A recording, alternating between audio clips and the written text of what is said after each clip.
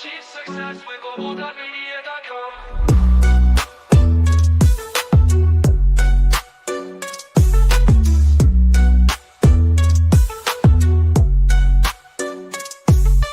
Every step forward is a new beat to your drum. Achieve success with Global.Media.com. Then celebrate it with or without champagne. I have to laugh. April, of course we're here. How are you, April? How you doing? It's been a while. I've seen you in other rooms, so I'm so glad you're here. How are you doing? And April is an author and also, I think, a breath healing expert, breath healing specialist. So glad you're here. My friends, anyone else who's here, so do drop us a comment. Oh, remember to turn your phone on then so you can watch on YouTube. No, we've all got to do marketing, Cyrus. We've all got marketing to do, right? And there's always different ways that we have to cheat. Anyway, so talk to me, Cyrus. How are you doing? I'm all right, thank you so much. I feel great. I was working on the Launchpreneur website all day today. Yeah. And what's that about? No, what's that? That's a new thing, right? Yeah. So no, it's a project I've been working on for 2 years now. Little by little, because it's almost ready. We are talking to people about it right now. So basically, people go to the website, they sign up, they learn through the courses that they will find on the stone, and they can also upload their own courses. They can launch their books and their courses basically on it. It's for people who want to have a successful launch. And if they speak to you and you recommend them to me, then we'll have a deal. Yeah, someone told me the other day, which is a fact, Cyrus is a doer. I'm like, yeah, definitely is a doer. It doesn't just think things; he actually goes and puts them into action. Well, I've been called worse, so I'll have that. Yeah, I'll take it. I was colluding with them. Oh, okay, excellent. Tobiloba, you found your way. Welcome, Tobiloba. How are you doing? I'm okay. I'm looking at your message on my WhatsApp, and I'm like, you gotta find a way, my friend. Well, you're here. It's been a while with you too, my friend. Where you been? Honestly, it's been a long while. I've just been there, right? I've been alive. It has been awesome. Really, that's really been awesome. You're enjoying life, right? Yes, I am. I've been awesome. Yeah, it's good to see you on the live because Good to see you, Tobiloba. A different thing from the audio rooms, right? Yeah, it's the different thing. I tried going live this morning. Like, I'm coming back with this audio. I want to navigate this video as well. This is my strength, so I'm coming back. Yeah. I'm glad you're back, my friend. Mr. Calm, I don't know what to say to you. I don't know what to say, Michael. I'm confused. How are you doing, Michael? Before I launch into my tirade about your picture on LinkedIn, Michael, I don't know. It looks like you've had a sex change. Have you seen his picture? Have you seen his picture, Cyrus? Say that again, sorry. Have you seen his picture on LinkedIn? Have you seen his profile? Yeah, that one, this profile. Look at that. What am I meant to make of that? LinkedIn is going to block you, Michael. There's always an explanation. Let's find out. Let's find out. Yeah. Well, go on, Michael. Tell us all about it. That's the Nigerian singer. How's it going, Calm? You all right? If you actually take a look at her, you should know her, Annie. She's one of your most famous singers in the world. I mean, why is she on your profile picture, Michael? Michael, you know LinkedIn's rules are you must use your real image. The reason she's on there is because it's a piece of art. Okay. She is a piece of art. All okay. Right? She's like your imaginary Ivy, is she? Huh? No. You can see where I was going with my thinking. I thought he's lost his mind. Yeah. Completely. It's gone bonkers. I should rectify you that the answer is no.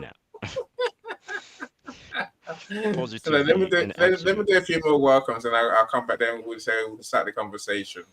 Okay. So Miss Natalie, thank you for joining us. Of course, I was with you and Natalie in the what room was it? So it was on Twitter Spaces. I found them on Yeah. Twitter Spaces, hanging out.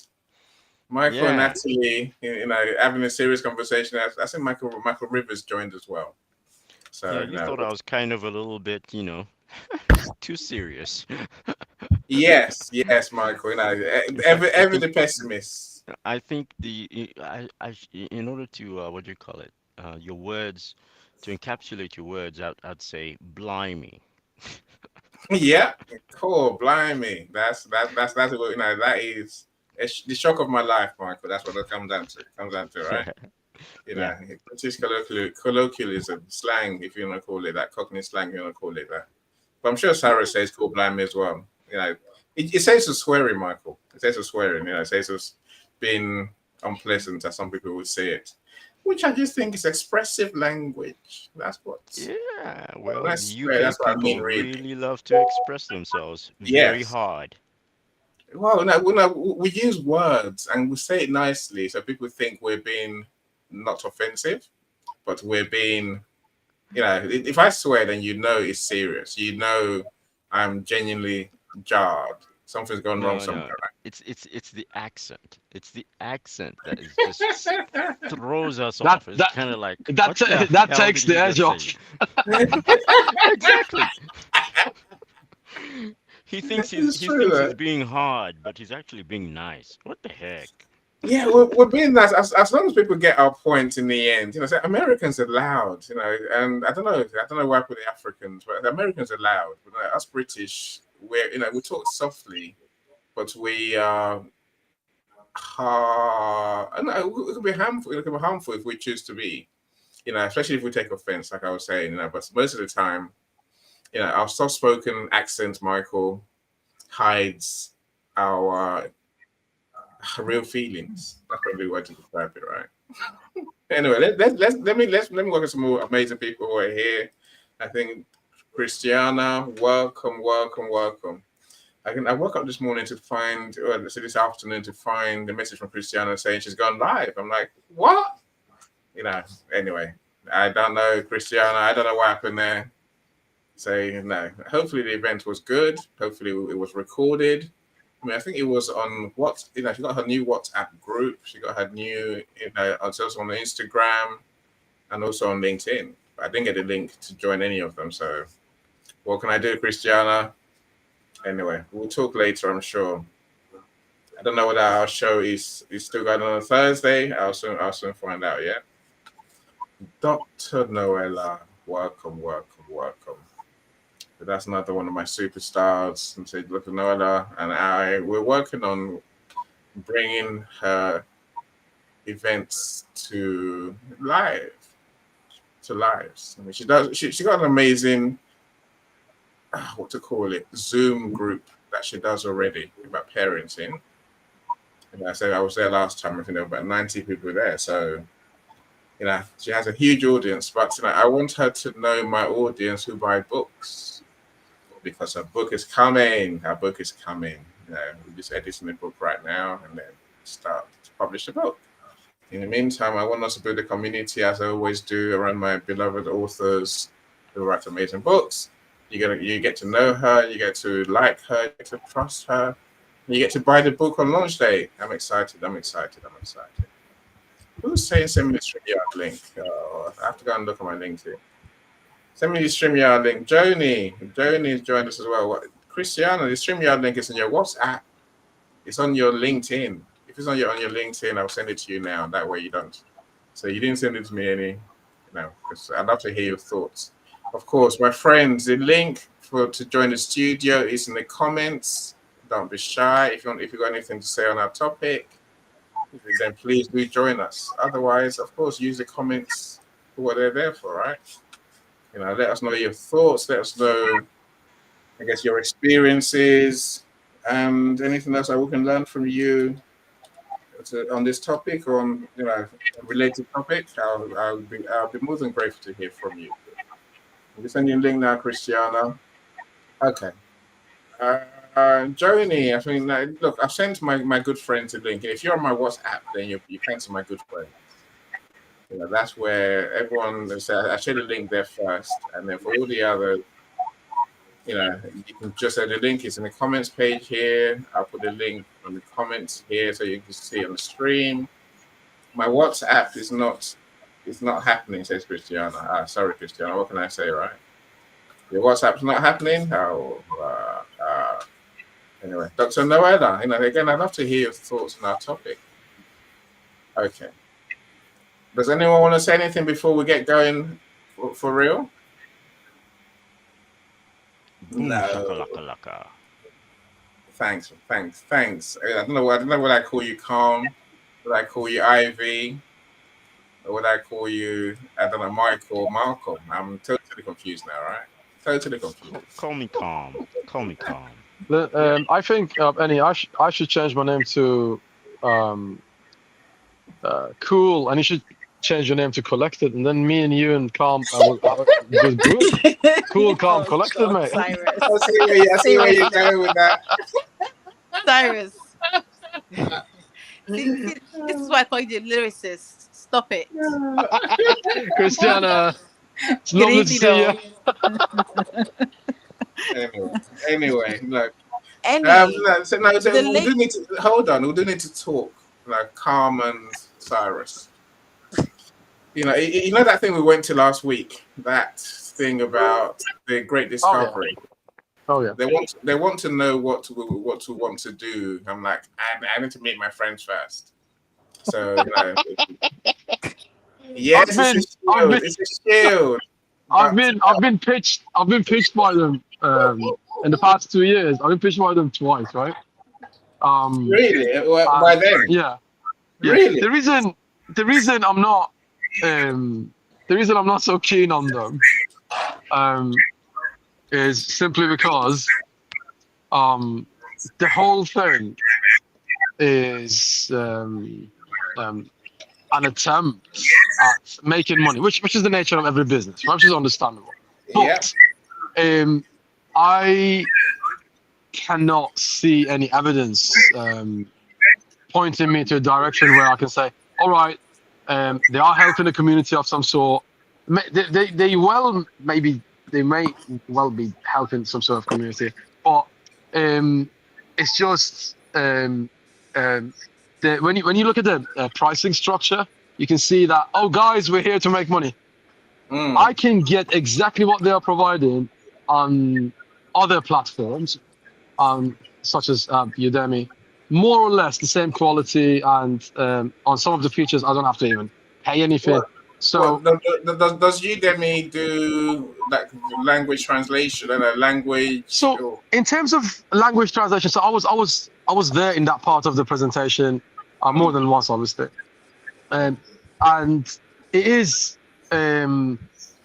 the gimmicky bit, and I don't suppose you would ever find yourself in a situation where you would be pitching a community where you have non-English speakers. Everyone speaks English almost always.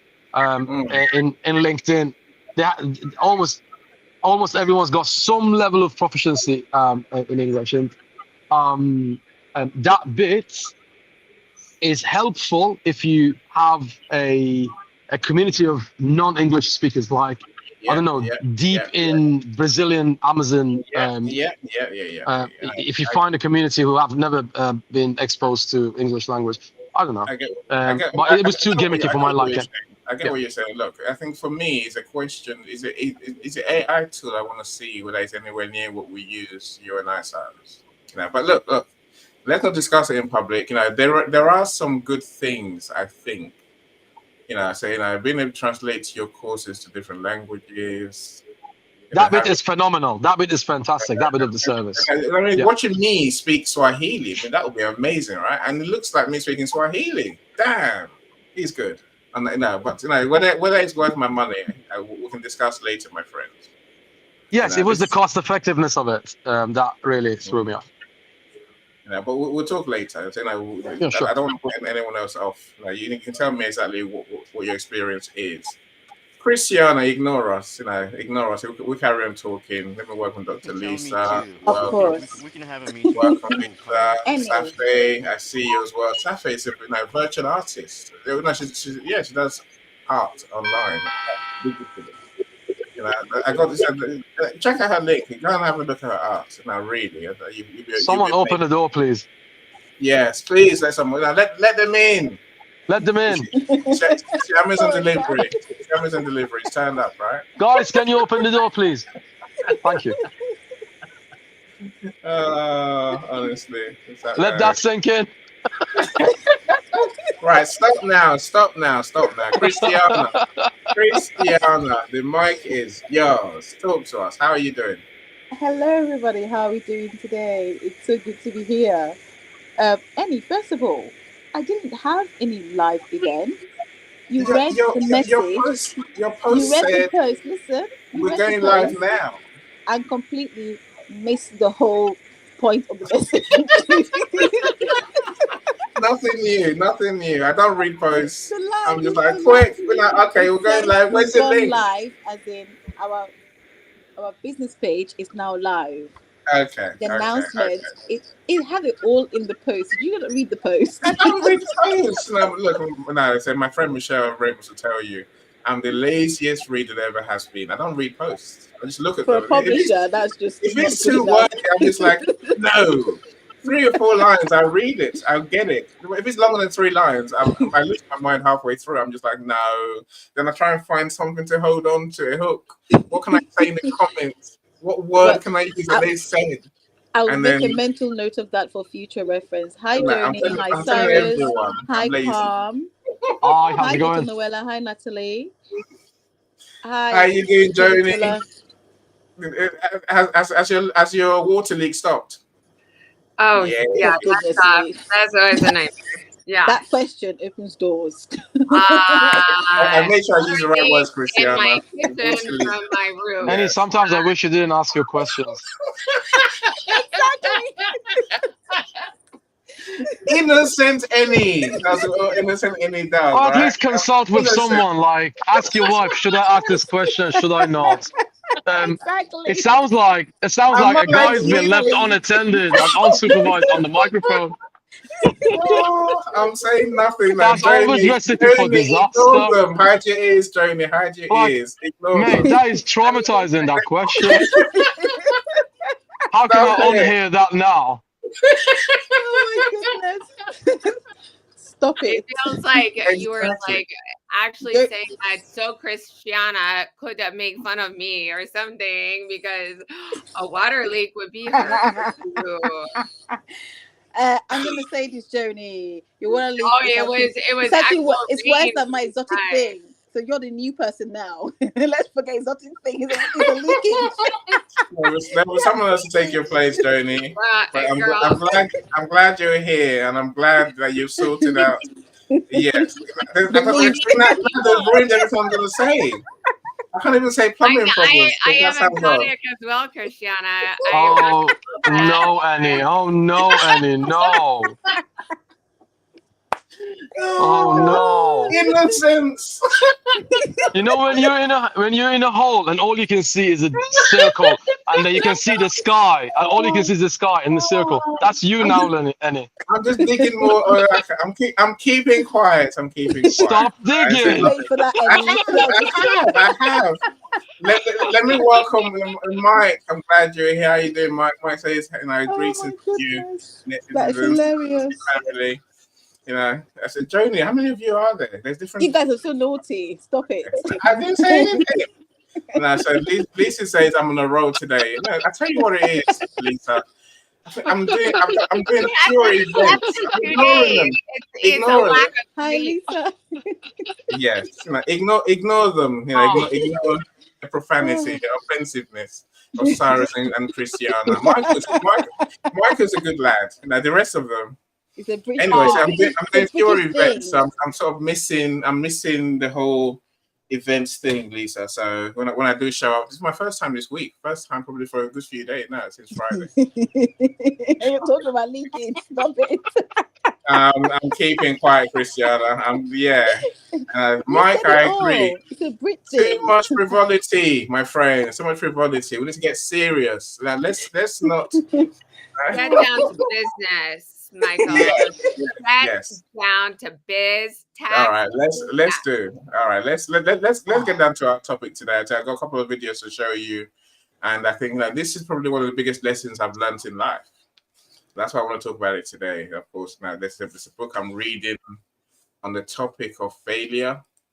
I think it's called the Failure Advantage: Why Setbacks Are Your Secret Weapon for Success. So that's partly my reasoning for talking today. I think the author, if I can get, I read quite a few pages yesterday. Apparently, I just realised. So I think the author is why are you the introduction is so long? Damn, carries on. I got through quite a few pages yesterday. That's my problem.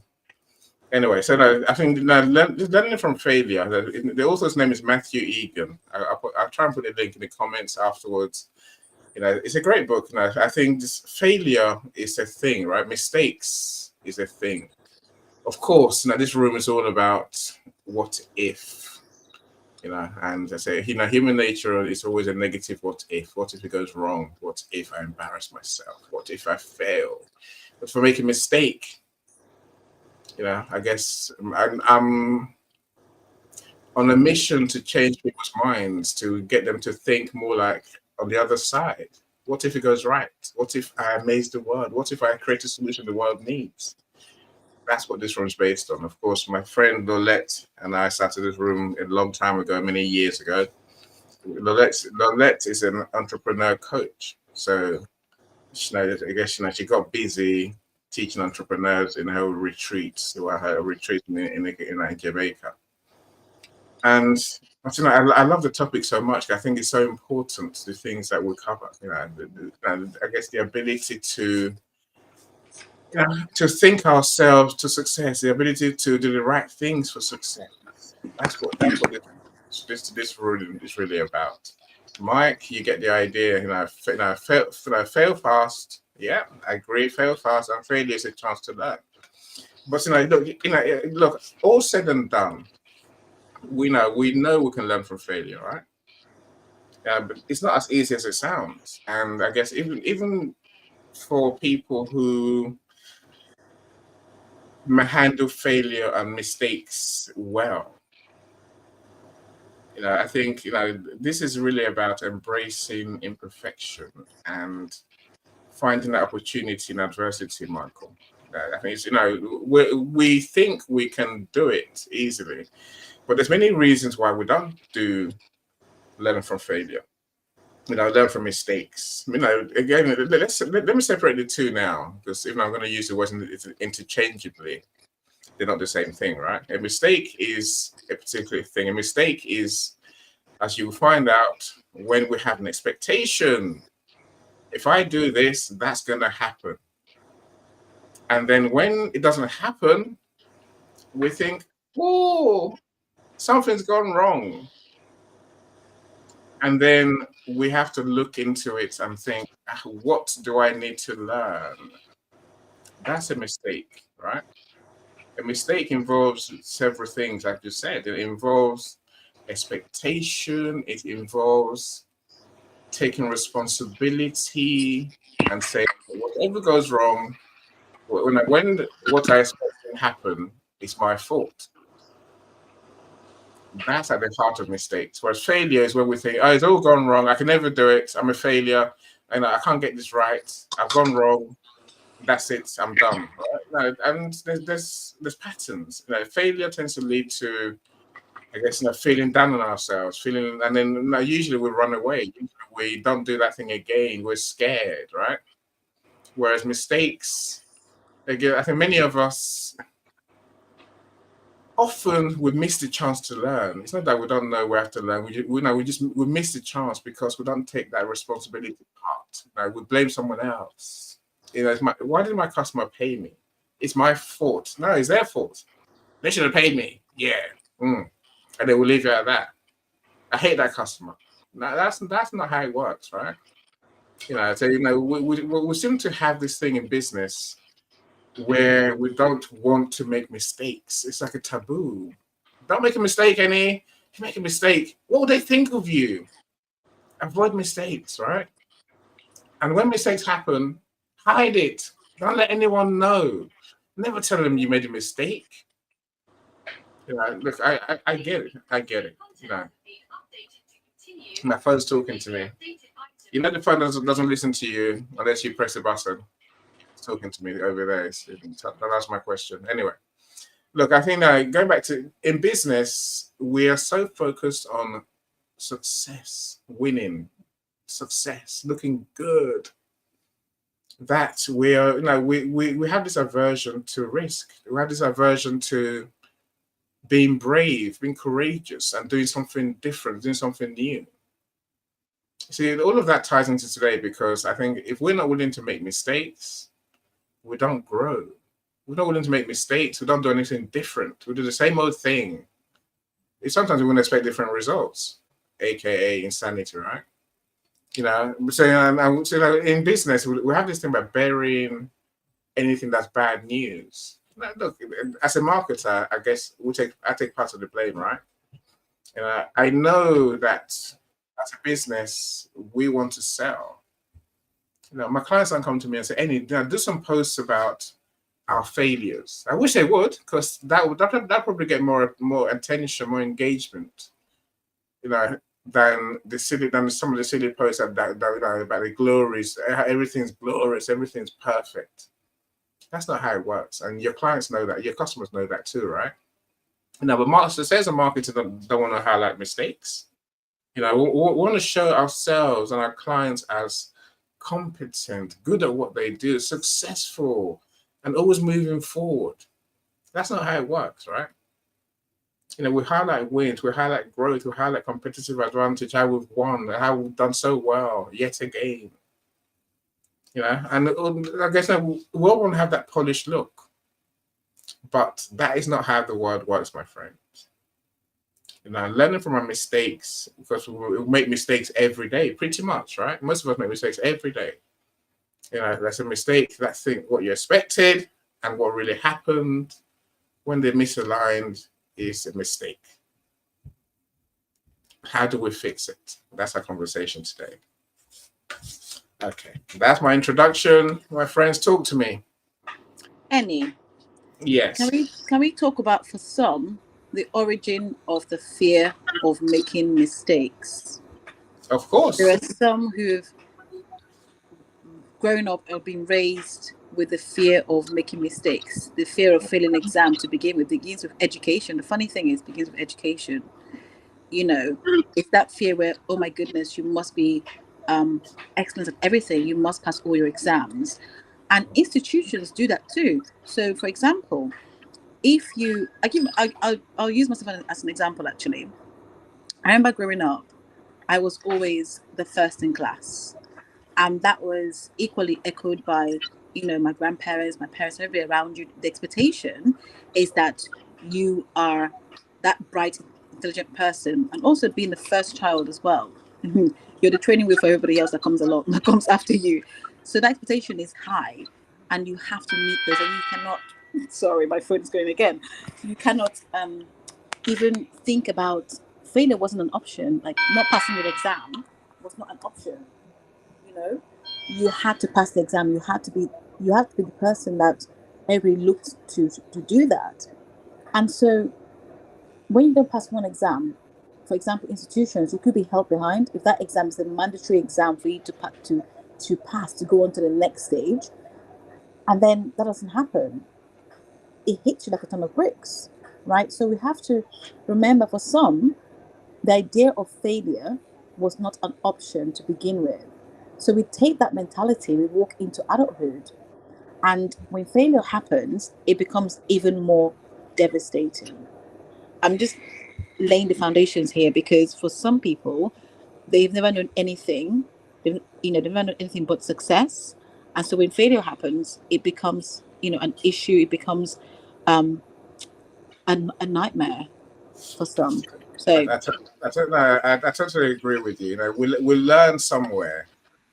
You know, yes, of course, some of it is childhood.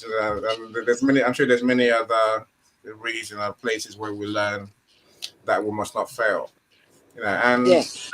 But I do you know, believe in fail fast. If you're going to yes, fail yeah, fast, and get to quickly get your strategy and your resources in place to help you to move forward. But failing is a good thing because you get to understand yourself, you get to understand the process, you get to understand, and you get to grow. You get to yes, grow. And sometimes what failure does is it presents us with another opportunity that we may have not considered in the process of failing. yes. And again, I think there's that gap between when we're kids and when we become adults, where this fear of failing, fear of mistakes becomes devastating, truly devastating. You know, so that's why I'm sort of keen to talk about it and see how we can move forward. You know, look, I'm human like everyone else. I fail every day, like I say, right? And you know, I guess I'm learning to do better at handling mistakes. Now, when you do what I do, whether it's posts, whether it's people's books, you know, it can. I mean, when someone says, "I don't like that," it can really hurt. Really hurt. You know, devastating is the word you use, Christiana, and I agree with you. That's the word for it, right? It can be really devastating. But I think we're being unreasonable with, you know, to ourselves. That in the world we live in, as Mike says, life happens for us, not to us. Failure doesn't happen to us. We don't fail. You know, as you say, Christiana, there's a reason why this hasn't gone the way we wanted. We have to be methodical and systematic in how we look at this, and how we do what Mike says, which is it's a chance to learn. But Absolutely. how do we turn the wheels round? So that's what we're going to try to address today, my friends.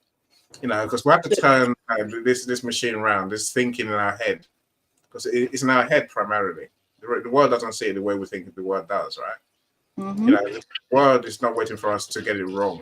But you know, when people, you know, think of what people do, Christiana. Think what people do.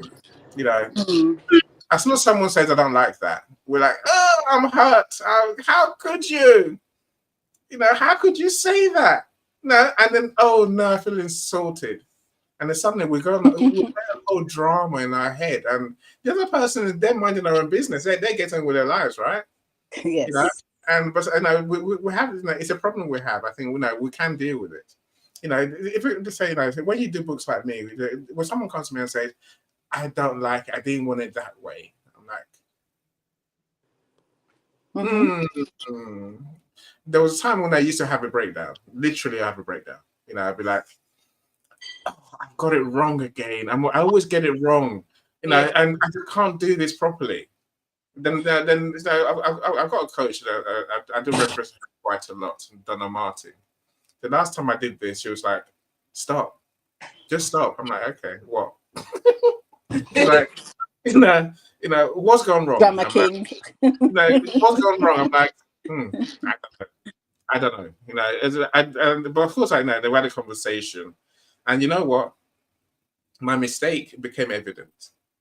You know, that's what I'm saying. Many times we don't even realize we made a mistake because we do what we do the way we do and the way we've always done. As Christiana says, as kids, also a time ago, or even last time, it might have worked, but this time it didn't. Right? It doesn't mean that we always make mistakes. You know, it just means that it didn't work this time, and then we ask ourselves, what can we learn? That's a real quest. Selena, how you doing?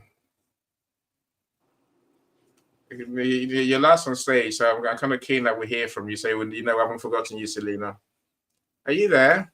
You're muted.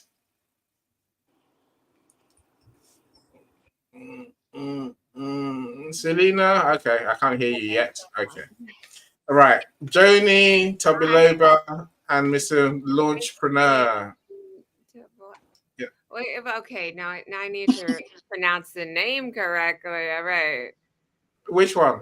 We're gonna go Toby. Okay. All right. Okay. So Yeah, no, inside. he'll take Toby, I'm sure. Okay. Uh, Tell me over. you know what? So we're okay. I guest hosted just like as a fill-in on a podcast yesterday, and they were talking about what is one trait that you feel like sometimes can hold you back. And so my answer really is I've always been a risk taker, always. Like since I've been a kid, like I was like, yeah, I'm gonna make the travel team. Yeah, I'm gonna make state select. Like, and I failed a couple of times, but some reason inside me, like it did not affect me like how Christiana was saying. I'm like, I can start my own business. I can do it. And slow to start, but worked and then didn't work. And then you kind of figure it out. But I also, as I believe Michael was saying, like a lifelong learner, I think that's so special for humans when they get to that point to just like just try because like that's so special to your development and to how other people may view you and the other people you attract. They're more like you. And so it's not so stagnant because I think being in a stagnant life that's pretty rough. I know a lot of people in my life who are in really stagnant marriages and they love their partner, but it's just like ho hum. And so that's something that they can figure out themselves. But I just want my life to continue growing. And I have felt that way since I've been able to walk. So I was like to remember my mom telling me like when I was a little kid and little baby actually, like in the high chair being like, Mo, just give me Mo. Got more cereal, got more.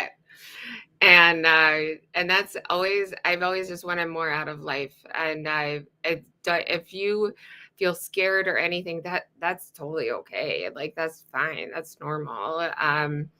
But just know that there's a lot of wonderfulness that comes with taking chances. And I'm like the living legend of taking chances. Okay. I love that, Jody. Totally. This is the heart of the conversation today, really, right? There is a cost to being scared to make mistakes. There's a cost to being scared to do new things, but that's part of the cost, right?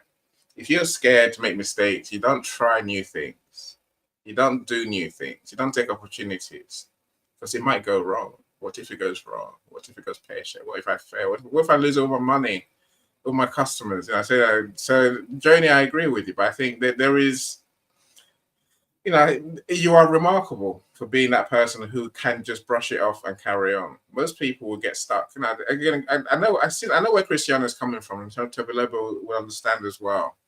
When you grow up, Christiana should be able to because part of she why can. We part have of to learn. why you can brush it off is because like you've gone through bad shit. It's like, oh, sorry. They'll survive. They'll survive. But like that is what gives you this like protective shield that you're just like, okay, I dealt with something bad, and now I just don't care like what people think of me. Like I have been divorced. I have been through sexual abuse, and I'm like, oh, I can do anything. Like God has actually rained down on me and I am here and strong and happy. So everyone else can do it too. No, like I say, that's a remarkable perspective, and thank goodness you have that perspective. I wish, I pray, I hope, and I work towards all of us having that same attitude, Joni, really. So going back to Nigeria education system, for example, right? I remember when I was a kid. I think I was probably 12, and there was someone in my class who was in primary school. He was 22. 22. Don't pass, you don't go ahead. You don't go on. You don't pass your exams. You don't go to next year above. That's a real cost. The Nigerians know, and so, I'm sure it happens in many other countries too.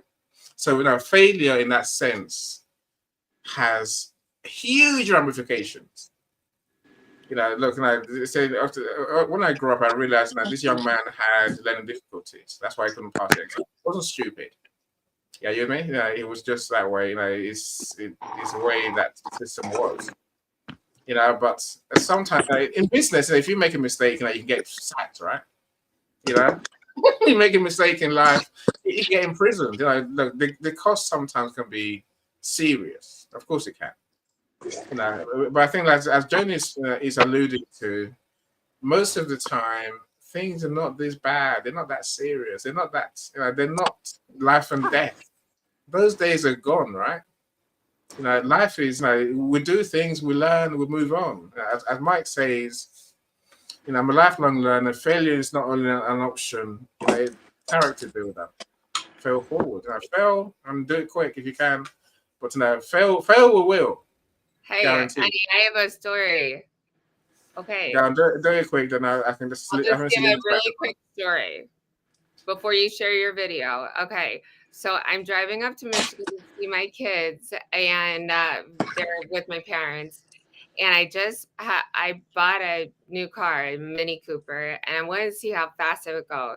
And it was like just straight line, like no cars. And I was doing 110. It was like fantastic. Yeah, I love to drive fast. And of course, then I see this stupid trooper like on the side of the road, and I immediately pulled over, and I'm like, geez, okay. And he saw the temp plates on my car, and he was like, when did you get this car, man? I'm like, blah, blah, blah. I showed him like 4 days ago. He was like, why were you going so fast? He's like, that's reckless driving. It's like, well, I saw an empty stretch of road, and honestly, I just wanted to see how fast this car would go. And like, he was like, all right, I could take you to jail for reckless driving, but you told the truth. And I actually like that you took the risk there. This is state trooper saying, I like you took the risk. And I was like, yeah, okay. And he still gave me a little ticket. It wasn't not much, but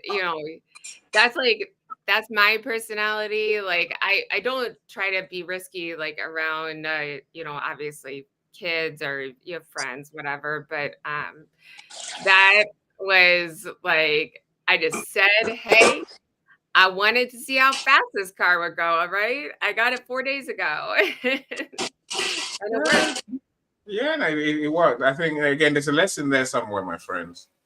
I think, the first thing we have to be in this conversation is honest with ourselves.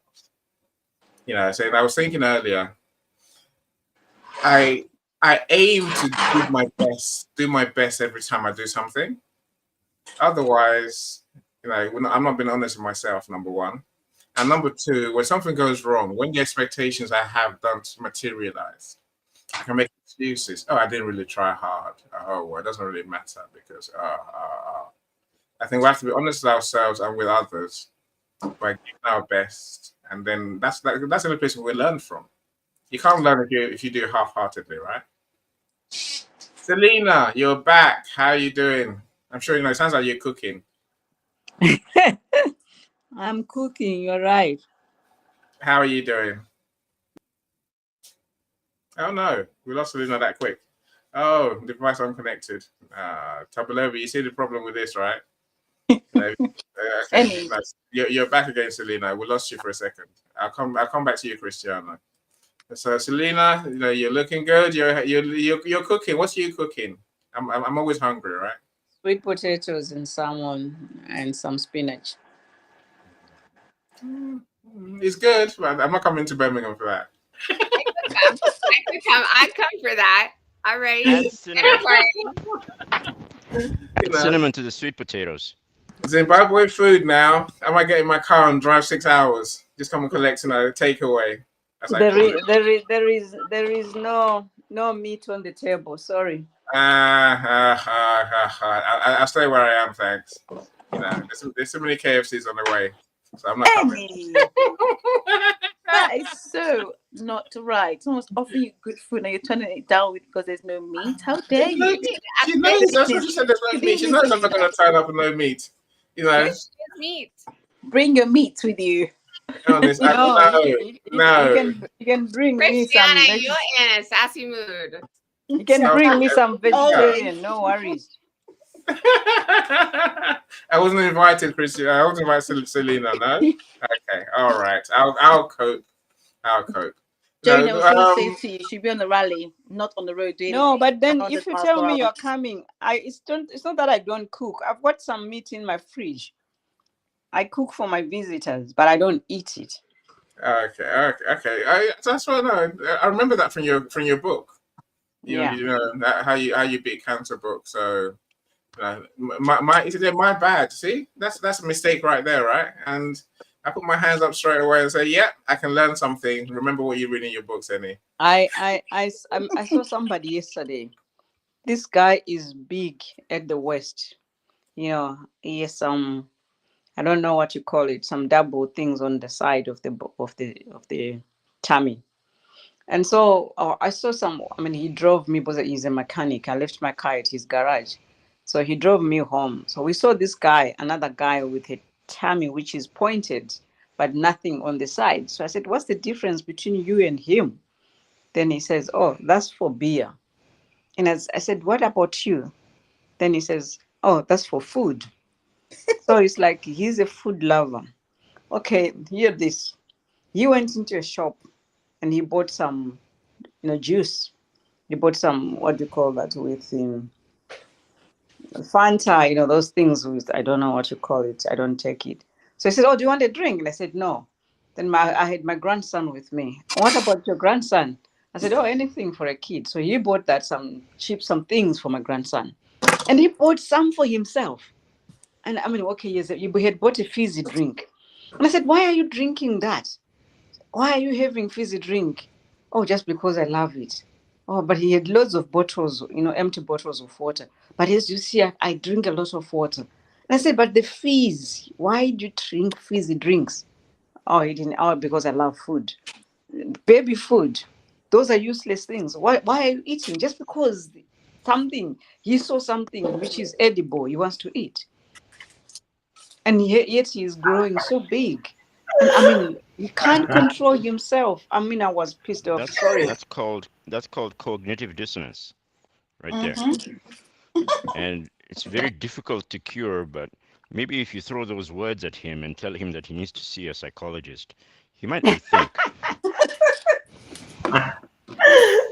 No, I really thought I will phone him and I say, do you eat for comfort? Because I think he's a comfort eater. But what is happening to him? What's wrong with this? I don't know. That's why I say he needs to see a psychologist. Exactly. There could be many, many, many reasons why. He could be carrying things that we may not know about for him to be in that state of mind. There's Christiana is there. There's a history he there. should see Christiana. There's a clear history there. Perhaps. Look, I mentioned earlier on that sometimes we don't even know we're making a mistake. And maybe we don't take responsibility for our actions. Mm-hmm. That's where I would put that. But there's many reasons. Are we even ready? Or in a denial state? Yeah, I think many of us live in denial, Christian. Really, when something happens, something doesn't go the way we want, we blame someone else instantly. We don't want to blame ourselves. True. We don't want to look within. But without that honesty, true honesty in the way we live, in the way we be, we can't learn from our mistakes. We can learn from some things, of course, but there's many things that we can learn from every day. I think but we need to be genuinely honest with ourselves before we can start that. Annie, I agree with you. And that's why I say that psychologist. Annie, I love you, but I don't love myself. Yes. You understand? That's why I say I love you, but Right. I don't love myself. And that's what that man is in. He's in that It's kind of condition. But that's the reason why he needs to see a psychologist, because not everybody is comfortable with holding the mirror so close to their own faces, right? mm, And mm. therefore that denial pattern is still going to be there until you get real help. And if is he even ready? Does he even see like that he needs help? You No. know. Like, So clearly not. No, no, let's hear from Tobiloba then. I want to hear from everyone, and then we can have the conversation. Guys, So, I'll just mute myself and I'll have my meal. Sorry. also, yeah, enjoy. I'm hungry now. You're making me hungry. I'll survive. Tobiloba, talk to us. Wonderful conversation so far. Honestly, wonderful conversation so far. And being a young boy, right, failure is part of the journey from what I've learned so far. You know, Thursday, I'm going to turn 25 on Thursday. So definitely, and then that Thursday is going to make it 11 years I'm alone. 11 years I've been doing things on my own. 11 years I've been on the streets trying to navigate life all by myself, right? And a lot of failures were made as a teenager and evolving into adulthood and everything like that. When you made mention of in Nigeria, when you're unable to pass a particular course, definitely you're going to repeat. It's true, right? And I think there's something that we truly need to understand about that thing, that there's something it sends to our subconscious mind that failure is something that is not supposed to be happening in our life. But actually, it's part of the things that make us to be very strong. It's what will even make us to be strong. It's what makes us to see from other people's perspective, right? I recently just, based on the things or the kind of people I now interact with, I recently understood one thing, that another man's food is another man's poison, right? When Telena was talking about something, we need to understand that the way you behave, as it's good to you, it may be nice to you, it may be okay to other people around you, and it may be annoying to some other people, and it may not be fine to some other people, and that still doesn't mean that, like, if your opinion is on the contrary to what they are doing, that still doesn't mean that they are doing the wrong thing a long run. The fact that you don't like something, right, the fact that we do not like something doesn't make it wrong. The point is that we are in that, that mindset, like, okay, as long as I don't like this, we want everybody to not like what we don't like. We want them to hate what we hate. But that's one thing we need to understand as a business owner, as an individual, as a parent, as anybody who you may be or wherever you may find yourself, that what makes A to be happy may make B to be sad. And that still does not make it bad. So where am I driving at? That failure is part of the journey, right? Failure is part of the journey. And the earlier we're able to embrace the earlier we're able to understand this perspective, that failure is one of the things that shape us into who we are, or who to we truly needs to become. We will learn how to learn from our failure. What does it take to learn from your mistakes to achieve your bold idea? Yes.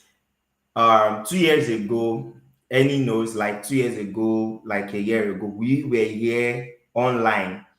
We were here on audio room. Audio room was the good thing. I was doing audio room for businesses. We were even making money right on the audio room without going to people's DDM. I was selling other people's ebook. I was selling their books right on the live session.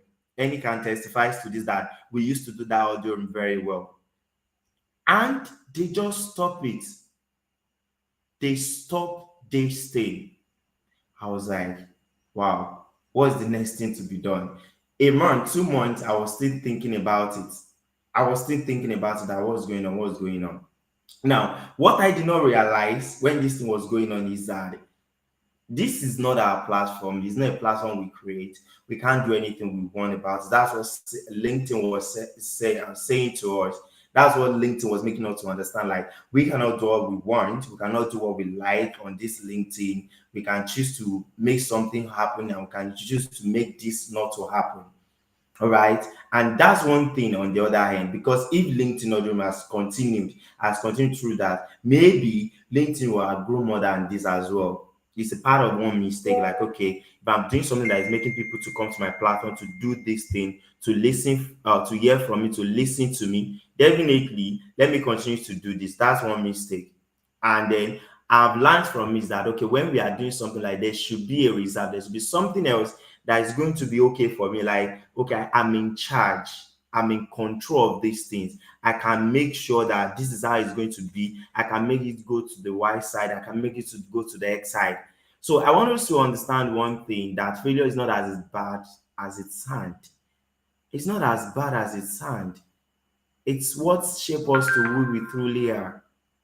It's what shaped us. And do you know that some of the things we fail at, some of the mistake we make, it's for other people to learn from. But I noticed that we find it so difficult to learn from our mistakes. We find it so difficult to share our struggles with others. We find it so difficult to let people know that this is the things I've done wrong in the past. These are the things I didn't do right. These are the things that I was supposed to do that I didn't do. We find it so difficult to let other people know, because we want people to see us as like, hey, we are almighty Tobiloba. He's doing well, he's doing amazing, he's doing so wonderful, and all of those things. That's what we want people to see, not what is happening in the background. Things that we don't like, things that we did that is wrong and we know is wrong, but then we tend to not talk about it because we feel like, what's the world going to say? But that's what really makes us better. That's what truly makes us better. If we can learn to talk about our failure, we can learn to leverage on our failure. I think most of us would have been greater than this, would have been better than this, if only we choose to learn from our failures. If only we choose to see our failure as one of the energy, one of the criteria we need in order to get to the next level that we need to get to. So it's not also bad. Now, come to think of it, whenever you fail, you think about it so much. You begin to think about it, begin to think about it, begin to think about it. And before you know it, you even forget some other things you're supposed to do. You even forget some other stuff that you're supposed to do. You even forget things that are much more important. So dwelling on it at times, most times, not even at times, most times, always end you up. Like, it's basically stage you on the other side. It makes you be in the same place. Being a believer, being a Christian, when we commit sin, we just dwell on it. Even when God has already told us that when you sin and you ask for forgiveness, move on. You've sinned and it's a mistake and I've forgiven you. We still tend to sit on it and feel like, okay, I've done this thing wrong. Even when God has forgiven us, even when we are forgiven. And we like to look for people like, come and judge me. You tell people like, this is what I did wrong. This is what is going on. And we dwell on those things without knowing or unknowingly, there's consequences for all those stuff.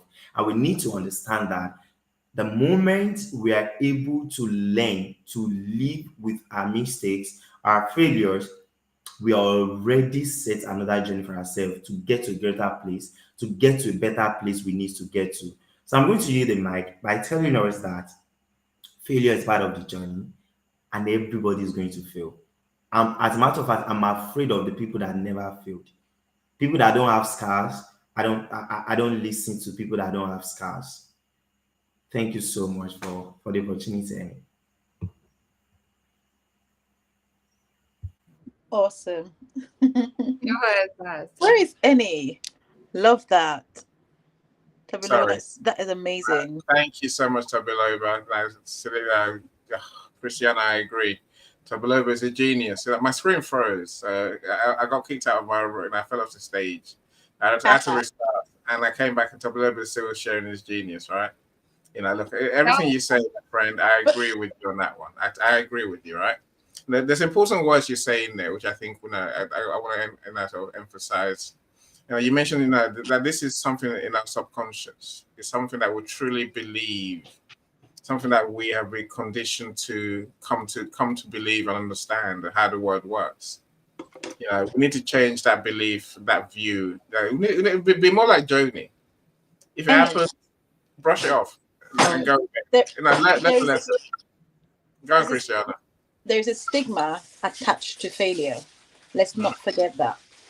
And the reason why you made a point. The point you made was people don't talk about it. We want to kind of appear like everything is okay and fine, but there is a stigma, and people are fear of the judgment, and so the stigma means that people are not open and honest about what's really going on behind the scenes. The reason why, you know, Instagram is ridiculed with people looking awesome, beautiful, polished, you know, images. And I made, I don't know, 100,000 in 2 seconds, and so on and so forth. It's because They've people started that are on ridiculed. LinkedIn as well. People are Started ridiculed. that on It's LinkedIn. stigma. That's social media for you, my friends. They've Look, started that on LinkedIn. I feel like, okay, everybody's now winning. Nobody's failing.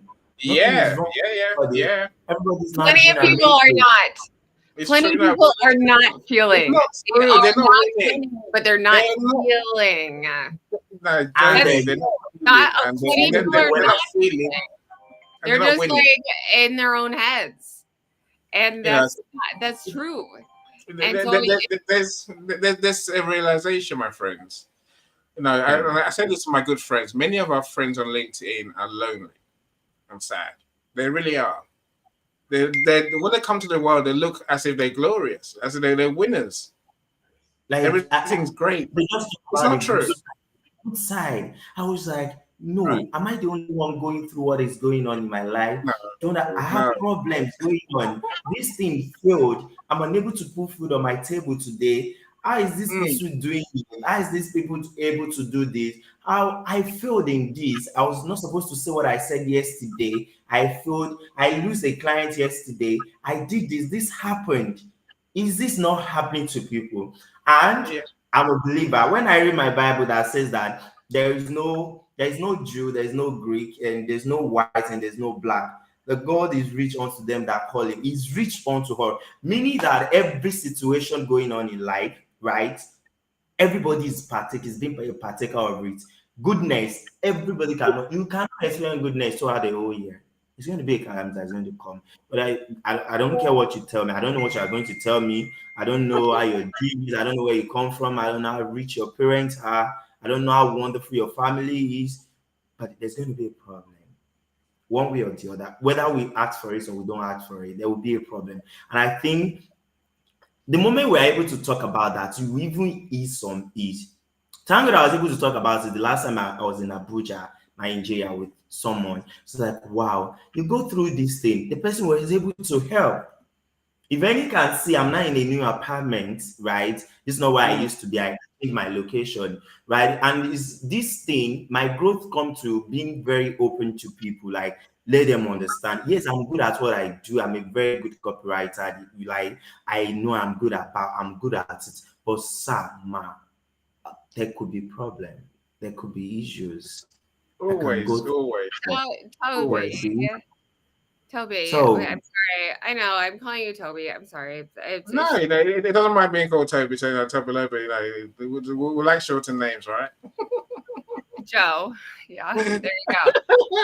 Okay. Well, so my boss I one of my bigger jobs, he's SVP of the company. I now he was beaten by his stepfather so bad.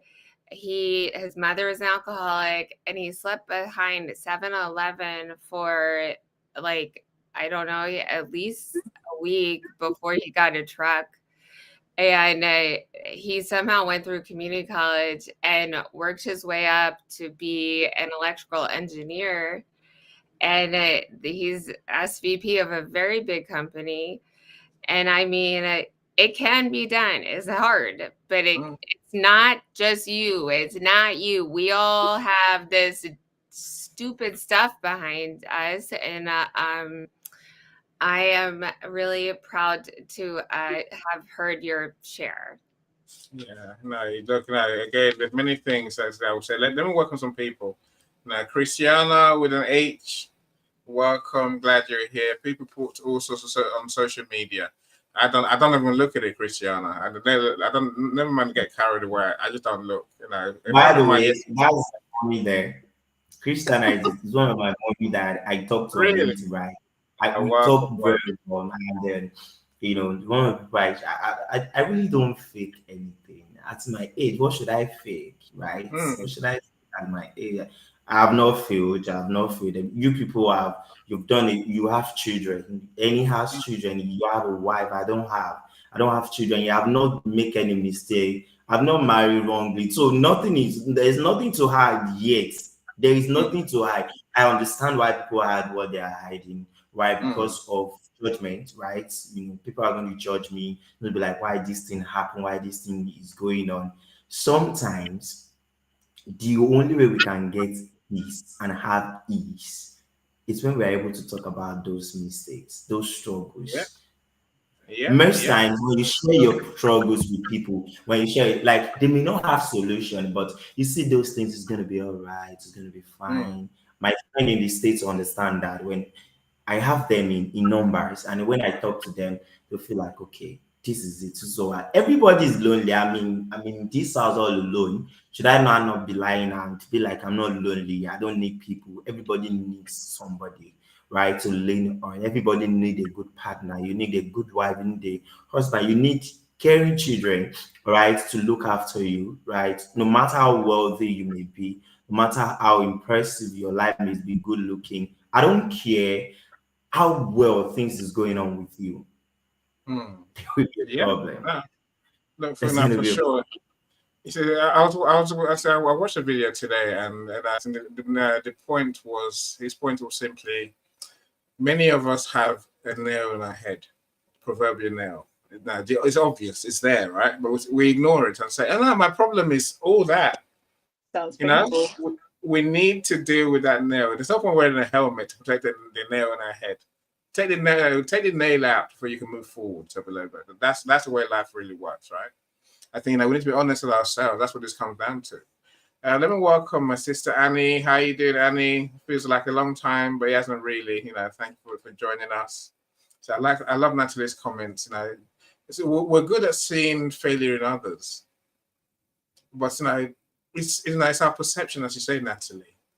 So we're just projecting our thoughts and beliefs onto others. For now, we want to be the people who don't feel like failures. We know what Tabalova is saying, which is that we learn. Our failures make us. My pain is my gain.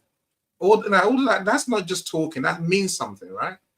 Let's be rather than thinking about other people's failures or seeing them as they're just geniuses. They never fail. Neither is true. And neither really matters. At the heart of this is look within yourself. Let's look within ourselves, because our sense of failure, our fear of mistakes, is within us. It's not anywhere else, right?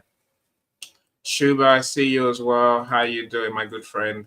It's been a while, Shuba. You haven't been with us for a long, long time. I'm so glad you're back. Thank you so much for being here. So for all my friends here, I'd love to hear your thoughts on our topics, of course, as time goes by, right? Don't be shy. Do come and share. Join the studio. You can have your camera off. I know you're not that, Peter. Peter, Mr. Popeye himself. He's my hero, I really. want to hear, Eddie, what is everyone's, what they perceive as their biggest mistake? And how what was your biggest mistake, bro? Time. That's why which one do you want to share is a question, really. So let me offer. It doesn't have to be big. Just what was a mistake that you felt like you learned something from? Let me offer it to Michael and Cyrus, because they've been on stage longest, and I will go to Mike. Then I'll go to Mike. Cyrus, Michael, who wants to speak? What's your biggest mistake? Let's Calm speak first, please. Mr. Please Calm. speak first. Go on. Mr. Calm, the mic is yours. What's your biggest mistake?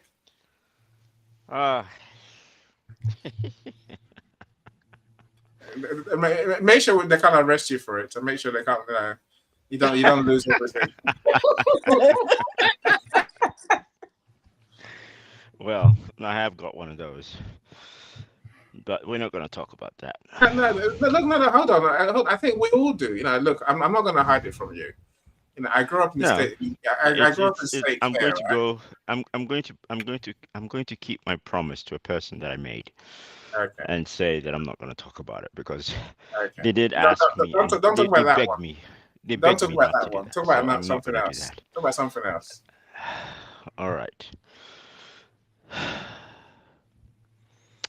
There was a kid that had everybody has 10 fingers, right? This kid had 12. One of the fingers was like an appendage or on both arms, appeared on both sides, and it was like an extra thumb or something. I don't know what it was. It was just weird. So he had five, and then on each hand he had six fingers. And I used to make fun about him a lot. I used to think that was weird. He lived in the same building that I lived in. It was an apartment complex. I was on the top floor, the 10th floor. He was on the 6th or 5th, one of the lower floors. So I probably had some sort of hierarchy complex as a kid, thinking that, hey, I'm above this guy. And on top of that, he's Ethiopian, so who cares? I'm a diplomat's son. But, and then on top of that, those fingers, they're just so weird. What the heck? Even though we'd play tag, run up and down, we were kids. We only had each other and my sisters and my on the other people there. But still, we'd play with this guy. But still, I'd have that angst about those hands. And every once in a while, I'll tease him. And I got a water gun the other day that I was bought. Now we got into the house and we were playing with it, and I went outside, and the target practice was him going up, running up and down the stairs, shooting the water gun at him, and then running away, shooting him again, running away. Of course, that was not very nice. But there I was bullying someone who I thought was less than me.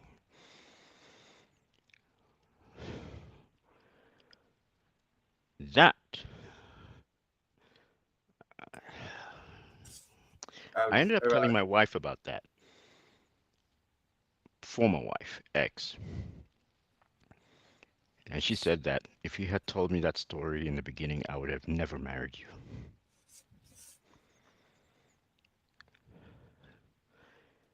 So you can imagine that really brought it into perspective for me. It's the kind of thing that could break marriages. It's the kind of thing that can devastate the relationship between you and the other person, your past life. What we call, what I can call my burden right now. So there you are. That's my failure in yeah. recognizing, a failure to recognize humanity. I suppose so the next question then comes, Mr. Calm. What do you know? I imagine there's many things you learned from that experience, right? Many things. Yeah.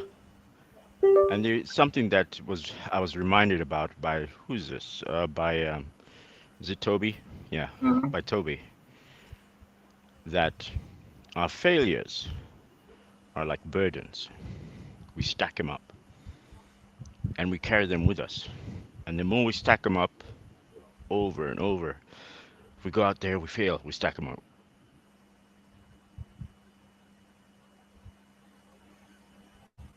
It's failures.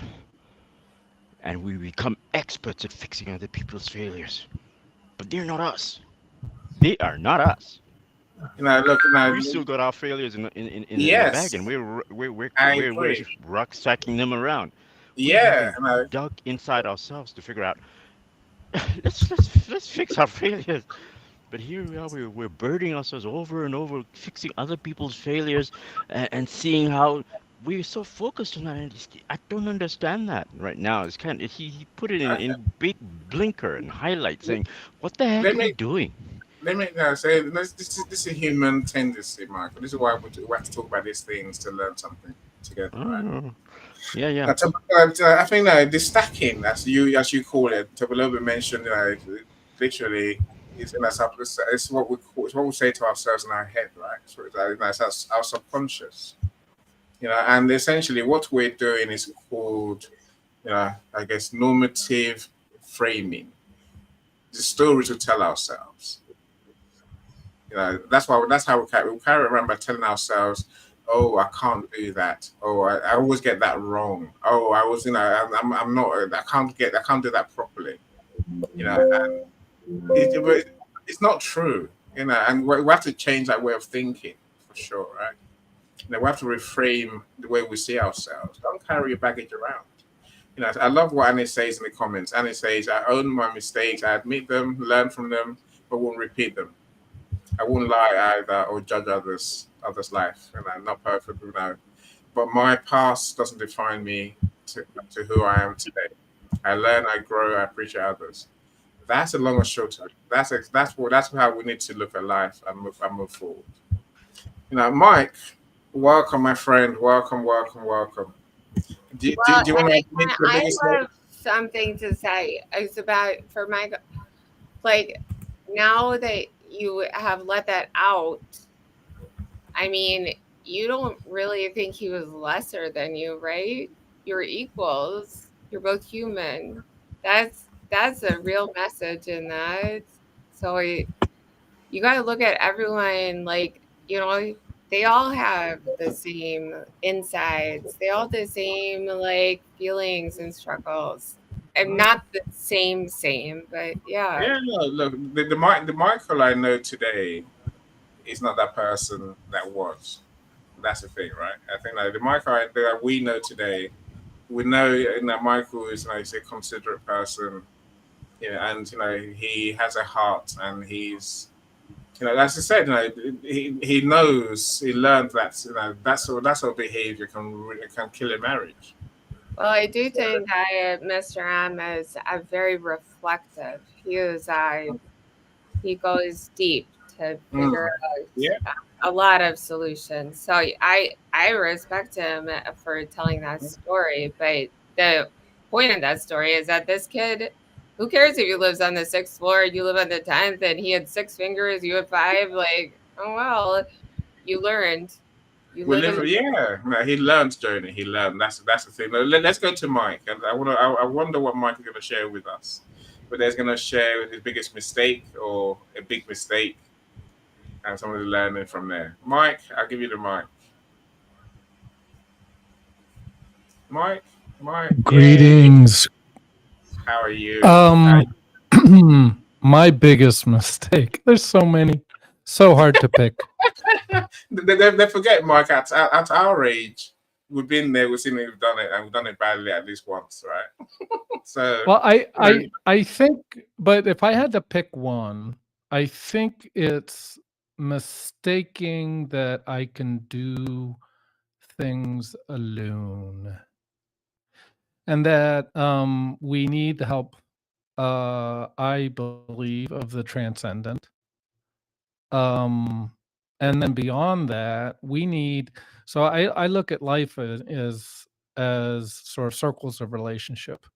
So it's vertical first, then with family, then with friends, and then with society. And I think often, um, in my own strength or in my own power, uh, I would just struggle along. For instance, in business, I never really sought out a mentor. And I would encourage anyone that's in business today to seek a mentor out. I would also, as a younger man, I would seek an older man out for a mentor for life beyond business. Um, so that I think that I see things very differently than I did a year ago. A year ago, if those of you that have heard my story, I had a quadruple bypass. That crystallized life for me to say we don't know what tomorrow brings. So we should really be living in the present, bringing attention and intention to this very moment.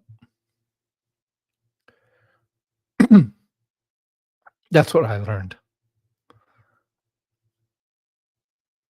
So I'd say I love, I guess your honesty, because I think it makes what we do worthwhile from my perspective, right?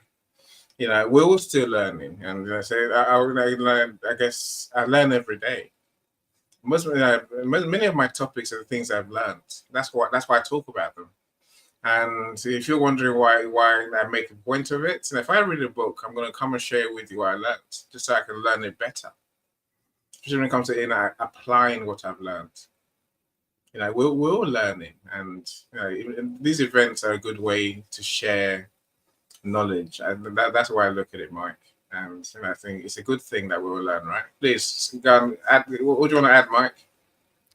Well, I was just going to say, and I can't remember if I shared this before, but I had been struggling with imposter syndrome. And I think I mentioned this in the chat. I think we have to be careful, particularly if we can't always look at the criticisms of others as truth. But we also it's kind of like a balancing act. We have to look at that and see that and see if there's anything that we do need to look at. But I had to go over my past, particularly my one tenure as a CISO, and I had really looked at it as primarily a failure. And I went back and looked at it, and I said, that what I thought was in the L column was really a big W. I mean, I built the program from the ground up. We were not cited in the 13 years I was the CISO.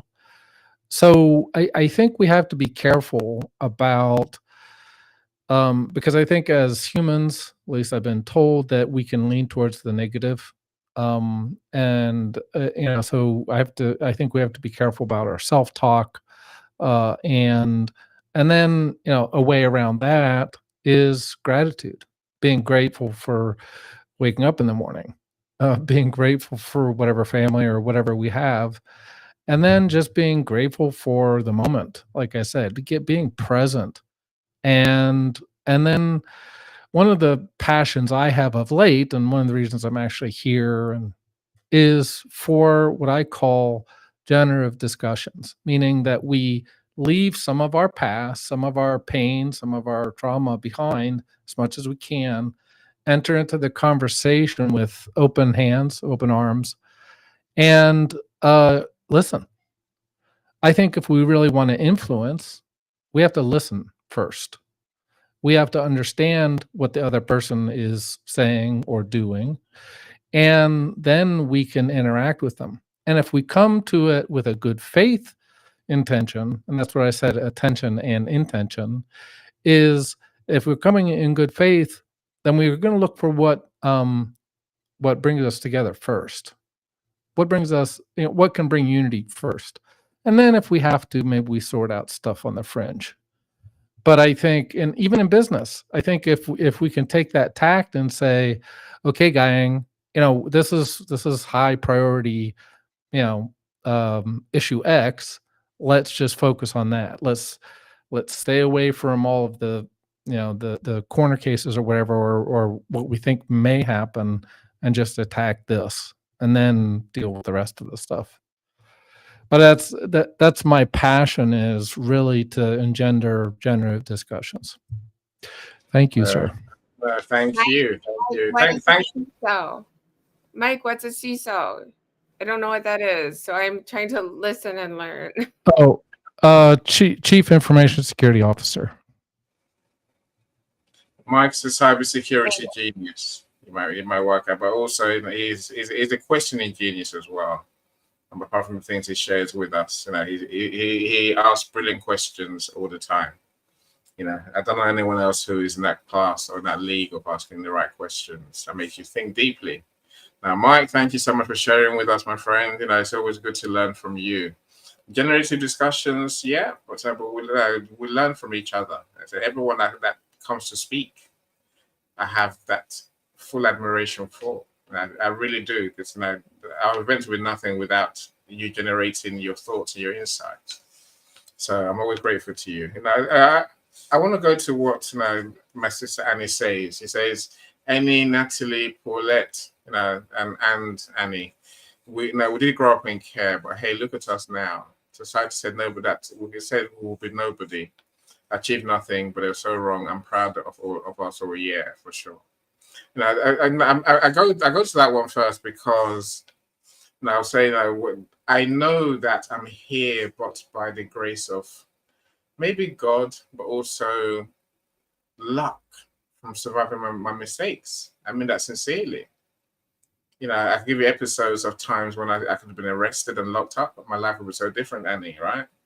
But many of us get by because of our mistakes. We learn huge lessons, as Tobiloba said earlier, and that's Mike is saying as well. We really do learn from our mistakes. I said we have to embrace mistakes. I think that's something that's so important. Let me show you my first video because I don't want us to be here all day, right? My friends, if you're putting comments in the private chat, I can't look at it because I got the normal chat going on. Just say it out loud, right? It's much easier because I just can't do the private chat in these events. I've told myself I can't do it, so I won't do it. I'm just being lazy, right? I'll look at it afterwards, but then it'll be too late, right? Okay, so now let me give, I guess, show a definition of mistakes and what goes wrong. So a couple of minutes, that's all, and then we can talk some more. That I want to show the 4-step process. That's Dr. Wanyama says we know how to do. We know that we should learn from our mistakes, but how do we really do that? Is what she's asking. I think that's such an important question. That's why that's I'm keen that we get there sooner or later, Dr. Wanyama, Dr. Noella. So I think that's such an important thing for us to know, right? Not everyone knows how to do it. That's the point. Now, so give me a couple of minutes to show this video, and then we'll carry on our conversation, my friends. It's your brain's way of saying, hey, this didn't go how we expected. Something needs adjusting. Think of it like your brain using a GPS. When you're using GPS, you make a wrong turn. It doesn't scold you. The system simply recalculates. Mistakes are that recalculation moment. Your brain reorients and looks for a better route. This moment of conflict between expectation and reality creates an opportunity. If you stay open and reflective, your brain starts recalibrating, reshaping neural pathways to better align with the updated information. And that's how growth happens, not in the absence of mistakes, but through them. And this process is one of the most powerful drivers of neuroplasticity. In fact, many breakthroughs, personal or professional, come right after something didn't go as expected. But that's not always how it plays out. So if your brain is wired to learn from mistakes, why do we often repeat them?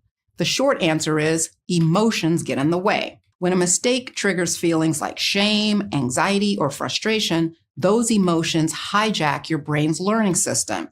Your amygdala kicks into high alert, and your prefrontal cortex, the part of the brain that helps you reflect and problem solve, goes offline. You shift from learning mode into survival mode. Another common block is avoidance. After a mistake, you might just want to move on and forget about it. And even though that can feel like relief in the moment, it skips the most important part of the learning process, reflection.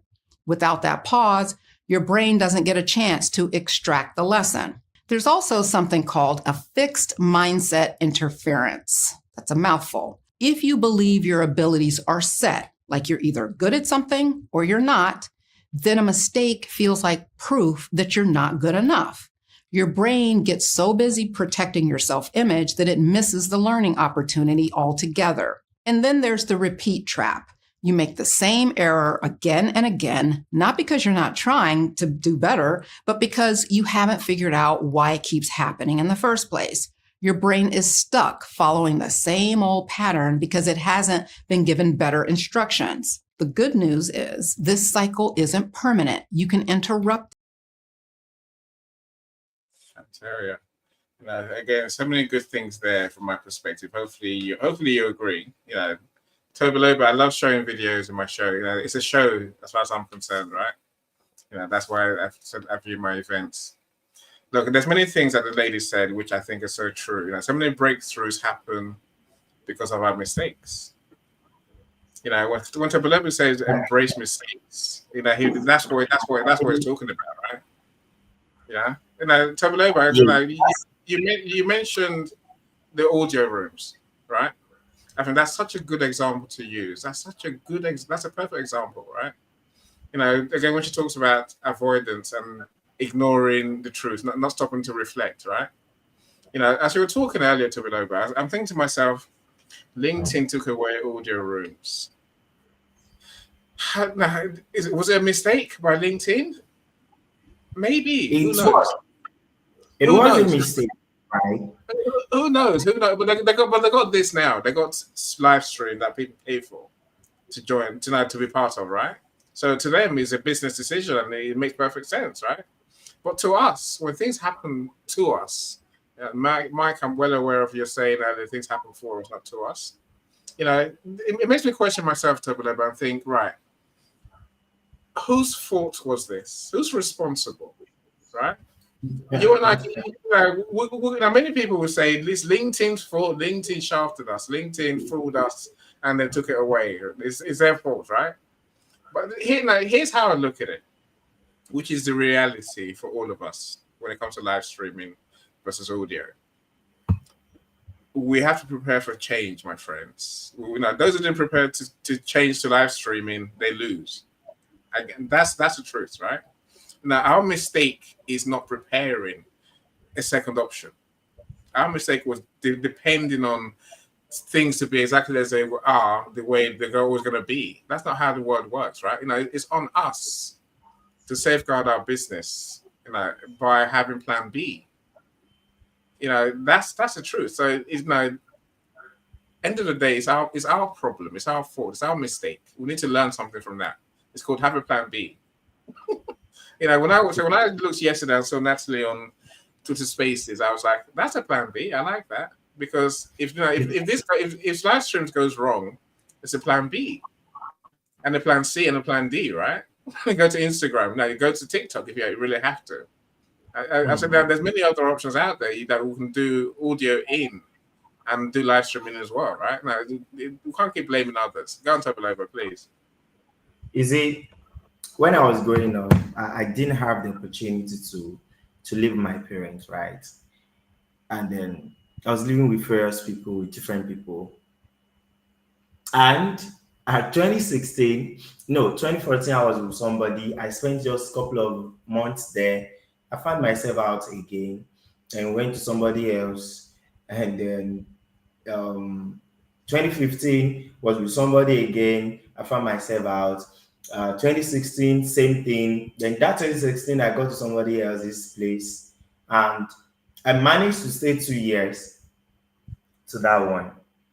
I managed to stay 2 years completely, and I was out. I came back until 2020. And during those periods, I was blaming these people for not being caring enough, for not being loving, amazing enough to me, And it's done on me so recent, like 2021, 2022. It's done on me like, whose fault is this? Is it my fault or my parents' fault or other people's fault? Now I sat down, I began to think, if I had been very good headed with these people, would they have thrown me out? When I was doing right thing, did they throw me out? Did they see the bad thing that I was doing? And do you believe that the day I choose to own the mistake to myself, I began to see differently. I began to do things differently. And I sat down and like, no, I'm not living with nobody again, right? I'm going to live with myself. But while I'm doing this, I'm going to be a good boy. I'm going to do the right thing. I want you to look at what is the next thing to do with my life. I own my mistake. Days will go without being eaten. I don't call home. I don't call my mom. I don't call my dad. I don't call any family member. Like, okay, you need to help me out. You need to do this. No, no, no. I don't do that. I began to own my mistake. And that's where the strength begins to come from. So I'm coming from the standpoint when saying that whose mistake is that? Maybe it's our mistakes. Maybe we already organize a structure, or we bring the people from LinkedIn, like, okay, this is what is going to happen, this is how we're going to promote your event, this is how we're going to promote you, this is how maybe we wouldn't have lose all the people we lose that were leveraging the LinkedIn audio for, right? Maybe we wouldn't have lose them. So sometimes I think we don't prepare enough for life, because you and I know that the future creates now. The future creates now. What we are doing now is as a result of what is coming in the future. I used to tell younger generations who are my age, who are the Gen Z, and the way they perceive us and everything, the perception of people about people in their 19, 20, 15. I was like, if you're already you're already 14, 15, and I don't see you as a baby anymore. You owned your mistake. You're already an adult, because you already know the right thing. There's nobody who is at that age that will be like, I don't know what I'm doing is not good. You will definitely know that what you are doing is BS, like, is not good. So I think we need to learn how to know our mistake. Once we learn to own our mistakes and feel like, okay, nobody's fault. Do you know why the devil, the so-called devil, still continues to have this, big kingdom? In the Bible, when God came to the Garden of Eden and he was asking them, what happened? What happened? Adam, what happened that you're not nowhere where I find you again? He said, it's my wife. It's my wife that gave me apple to eat. Then the wife said, it's the devil that deceived me. They didn't know their mistake. That is why they lost the dominion that we're supposed to have in the first place. But the devil had it. He had the courage. I'm the one. So what? And that's what makes him very powerful. That's what makes him very powerful. I think that's what can make us to power. Like, if we learn to know our mistakes and be like, okay, yes, it happens. Yes, I made the mistake. Let's move on. Let me do the next thing that needs to be done. Right? Are you the mic, right? I totally agree with you. I say, Dr. Noella asked, what's the steps? I think the first step is to own our mistakes, take responsibility, be accountable to ourselves. If something doesn't go the way we want, it's because of something we did or didn't do, something that we thought or didn't think. So we've done something. Yeah, I'm not saying others don't do things to us. Don't get me wrong. But Tobaleba, as you're saying, almost everything that we want or expect is from us, right? It's for us to do the right thing to get what we want or expect. Don't expect the world to give you anything. Really, no, really not. The world won't. It's on us, right? Joni says, my biggest mistake was thinking that my ex-husband would just realize I'm a good person and a good mother and not inept. Sometimes, Joni, I say, as long as, the question then becomes, when you realized that was not going to happen, what you wanted was not going to happen, what you expected was not going to happen, do you react emotionally or do you react objectively? That's step number 2, Dr. Beloba. We can't afford to react to mistakes. Yes, we own them, but what we need to do is process them, learn our lesson, take our lesson, and don't do what I said. Michael mentioned, don't do carrying this luggage around with you forever. As Annie says, don't make your past define you, right? It's about learning, process, learn, move on. And I'd probably say go again. Try again and see what you've learned is the answer to that situation. So that's my way of saying let's be open to going another, to going another time, trying again. I don't like the word trying. Now do it again with what you know now, what you've learned from your mistake. Can I Will step in that there, change the Annie? situation? Go, Michael, please. You're absolutely correct with respect to that. Um, when we make mistakes and things go wrong, it's because we are, as humans, we are most probably incomplete. The universe is telling us that you cannot complete it or get this task to work because you yourself are incomplete in all aspects. Not necessarily in all aspects, but in any one particular aspect, you don't have what it takes to get it done. And as you grow and get better, and as you grow and learn more, you can come back to that task, and then you'll be able to complete it. But that's exactly what you're insinuating, and that's exactly how we as human beings um, overcome our failures Truly, in truly. reality. I mean, it's a simple process if we stop and do so. If we reflect, take the emotions out of it, and look at it objectively, analyze the situation, and maybe we also need that curiosity to always want to learn. We always need to be that curious in wanting to be better next time. I love making mistakes. So I used to write documents and leave mistakes in there, sometimes deliberately, so someone could find them. You see, I know humans love to say to you, "Oh, you did that wrong. You did that wrong." They love to say to you, "There's a typo." People just love doing things like that. So indulge them. I used to. At least it told me a few things. One, they've actually noticed what I did. They've actually read my document, in other words. But two, they care enough to actually say something. It's all of that, that it all comes together. Selena, you're muted. Talk to us. I'm here. Okay. So do you want to answer the conversation? No, not now. Okay. So let me go to Natalie. So I love your comment, Natalie. Natalie says, my biggest failure was in my late teens and early 20s when I didn't observe a hostile acquisition in progress because I allowed other drums to sideline me.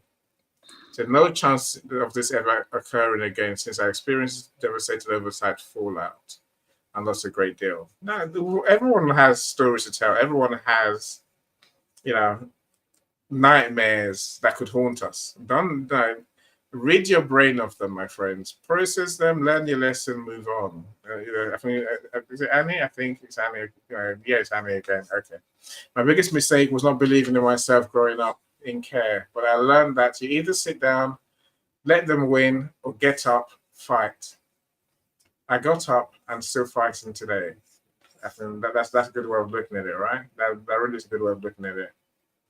It's a choice we make, my friends. It's a choice we make. That's what gets us to where we are, and we must choose to do better. So in response to Dr. Nola's comment, teamwork can assist with education and soft skills development and build character and diverse skills. In a well-chosen team, the individuals will each have something unique that they bring to the project. That iterates the project deliverables. I agree with that. Again, if you're the boss, you don't want to sit there thinking you know everything. If you think you know everything, I would say that means that you're in the wrong room. There's a saying about that, right? It's not just me. I don't like to be the smartest in the room, thankfully I rarely am. I can always learn from everyone who's here. I can always learn from people who join my stage, people in the audience. So that's why I love to meet people always, because I learn something new from everyone. Selena, I don't know who. Go, Selena. Yeah, I was just going to say what I regretted mostly in my teenage life was getting married early. I stopped doing everything and got married when I was 21, thinking I was doing my siblings a favor because our mom had passed on when we were young. And because I married for the wrong reason, my marriage didn't last. But I didn't sit back and say, okay, I'm done. I kept on fighting. I went to a teacher's college when I was in my late 30s. And then I did quite a lot. And I didn't regret, like leaving that relationship because I just saw things happening, and in my mind, I knew I wasn't defined by being divorced. Well, because at first I used to say, "Oh, people would think I wasn't good enough. I was the one who was wrong. You know, why couldn't I hold a family together?" But now I look back and think, okay, if I had stayed, I could have died because I was getting into depression. I was forgetting things at 26, 27.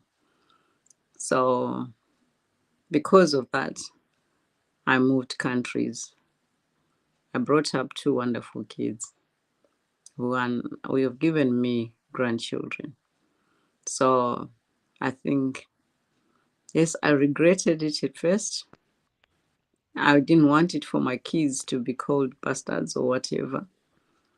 But I had to sit down with them and say, you were not to blame. So, yeah, I'm grateful. Yeah, Beautiful. no, I love your we're grateful response. to you. I love your response right there, Selena. And I believe that the most important thing that you did for yourself and that everybody should be doing is loving themselves. You need to love yourself first in order to come out of this mistakes that you make. Because if you don't love yourself, you just go back into the same cycle. You'll find Uh, yourself going back into the same cycle. yeah, So, no, loving yourself, just like Annie has said, is one of the most important things you need to be able to do. look, Michael, I agree with you entirely. Look, Selena, thank you for sharing, and I always admire your everyone's candidness at our events because that's what we really learn from. So thank you so much for sharing with us. And, as Michael says, making the right choices for you is at the heart of learning from our mistakes. You don't make a change to please someone else. You don't make a change because you think of anyone but. In your heart of hearts is what I need to do for me. Yeah, Somehow, when sometimes you're that's growing up, it's like when you are a woman and I mean, in Africa, it's like, oh, you will be labeled a prostitute. You think, okay, how can you? It's like even going into a hotel to have a drink on your own as a woman. You will be labeled. So mm, it was, all those things. But I just thought, okay, if I'm not going to take this, I'll die and leave my kids mm, without a mother. And because from experience, I had aunts and, my mother's sisters and my own aunts, they never took me as their child. I was the other woman's child, my sister's daughter. So it's like they never took me like I'm their own. So for mm, that reason, I vowed to say, how if I can just take charge of my own health, I don't want to die and leave my children, like when they're still vulnerable. mm, Because my mom died when we were still vulnerable. She left a 6-year-old, mm, and then I was only 13. So I thought, okay, if I leave my kids when they were 6 and maybe 3, 6 and 4, mm, I mean, how will they survive? So it was like something, okay, it was something from bad that my mom passed on, but it gave me the courage to say, yes, I will not be wasted. I remember one year when we were doing like women's event, and because my mom was so quiet, she would take anything. And from that quietness of my mom taking in everything my father would do to her, I vowed to say, I'll never, ever let men dictate my life. I'll never, ever say, okay, I'm bound by men to live a life. I thought, no, I'll live for me. mm, And that's what made me, like strong and mm, think, okay, it's not about other people. It's about you, me as a human being. mm. And I don't care what other people will think. Yeah. As long as I know my kids will survive, Mm. because they didn't ask to be born. It was a choice, my own choice to bring them about. So it's a must for me. It's not a choice now. It's a must that I must look after them.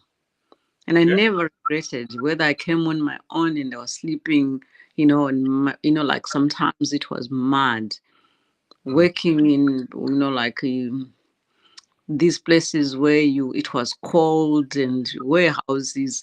I did it, but I knew at the end of the tunnel there's a light. Yeah.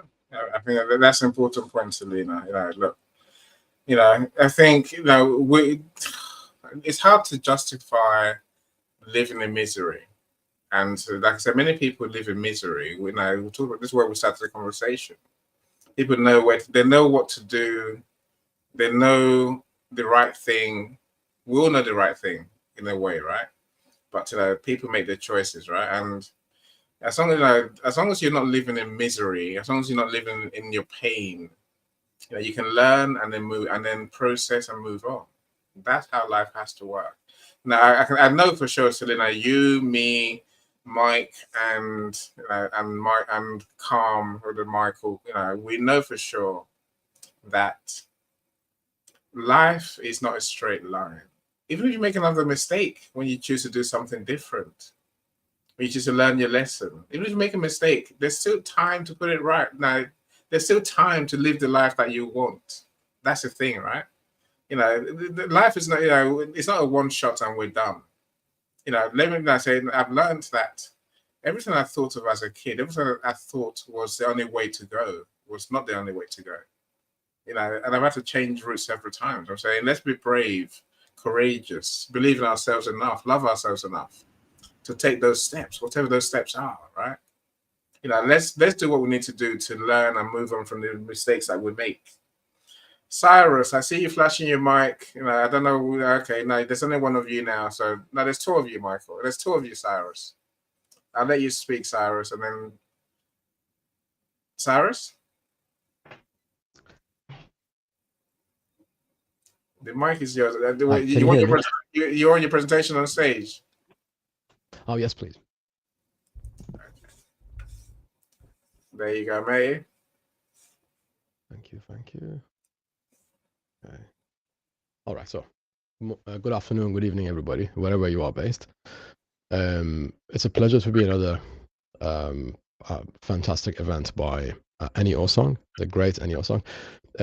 Also, I want to thank everybody who shared the beautiful thoughts and fantastic insights. So, regarding where I'm sorry about the noise. Regarding where the fear of failure comes from, I just want to say it's a evolutionary fear. It's one of those fears that is kind of instilled into our brains. Why is all children, universally, why is it all children are scared of the dark or really, really loud noises? Why is that? It's an evolutionary thing. It's over the years, it's become a part of us to help us protect ourselves. So, throughout the history of human beings, like I don't know, hundreds of thousands of years ago, the mistakes that humans made could cost them their life. You could sleep in the wrong cave and wake up in the morning, and half of your family could have been eaten by a bear, or I don't know, saber-toothed tiger or whatever they are called. So you could lose your life. So you could go to the wrong jungle and spend 24 hours, or I don't know, spend a week and come back empty-handed. Come back from foraging for food, because they used to forage for food. You could come back home with no food, and everyone would be doomed to hunger and the potential death. So fear, and then as a result of that, they would get rejected by their tribe. So they would be literally cancelled, because if they banished you, you would have to live on your own until the eventual death because of hunger or a lack of support of the rest of the tribe. So you would lose your support structure as a result of your mistake. So fear of rejection is one of the main things that manifests itself in the form of fear of failure. So you feel it's out of your control. Your brain equates failure to death. So from an evolutionary standpoint. So that stops people from trying. Why do you think Wright brothers, the inventors of airplanes, why do you think they would go to the some of them called it the crash site because they would crash 5 times a day at least. So they would take 5 of everything, 5 bumpers, 5 sets of wheels, 5 wings, 5 of everything, and because they knew they were gonna fail at least a few times a day. They finally did it. Their rivals didn't invent airplanes, even though they were appointed by the government and they had all the funding. They didn't do anything. They got nothing done. Wright brothers did it. Okay, so and if you don't make mistakes, and sometimes people talk about mistakes as if there is other ways of learning as well. No, there isn't. You can learn about something by learning about by reading content on it or watching content about it, but you can learn it if you do it. Okay, so and you don't make mistakes. Don't be worried about the mistakes. I'm not worried about your mistakes. I'm worried about you quitting as a result of one of your mistakes. Okay, so quitting is the real danger. Failure isn't, and you haven't failed really if you don't quit. Okay, if you it depends how long it takes you to bounce back before you bounce back. So when you fail, how long does it take you to bounce back? Is it a week? Is it a day? So the more advanced your brain is, the shorter that period of time will be. So you need to work on that level of resilience, basically. And I just wanted to let you know it's okay to accept that failure is an option. Just don't choose it. Okay, failure is definitely an option. So you shouldn't choose it. That's the only thing. If I tell myself there's no weed in my garden, there's no weed in my garden, and guess what I'm going to find out when I go to the garden? There is weed there. I have to de-weed the garden, literally. Okay, not de-weeding it is my failure. Okay, not thinking that it isn't there. And I'm going to finish on a song that I wrote in summer 2024. It's called The Egyptian River, the Nile, the Egyptian River. Thanks for listening.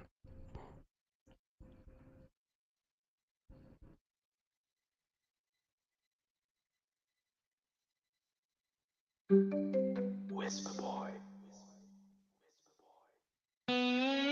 Help people fix it when they've messed up and wrecked it. People spend their money where they feel respected. Mistakes don't just happen, you make them, they shape you. You don't just make mistakes, they make you, they make you. You can't live in denial forever. Life is a taker, life is a giver. The Nile is more than just an Egyptian river. An Egyptian river. You won't succeed unless you crank up the dial. Show the world quitting ain't really your style.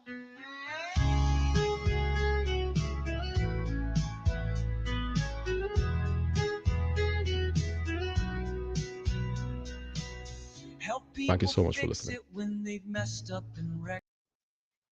The original lyricist. I tell you know, so well, why don't you send me that before today's show, so I can play that as the opening and closing music, right?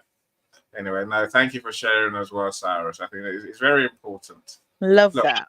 I think we need to distinguish those two things: failure and mistakes, right? Mistakes will never kill you. I'm lying. Mistakes is not failure. Mistakes is not the end. A mistake is something that we can put right. We have to put it right.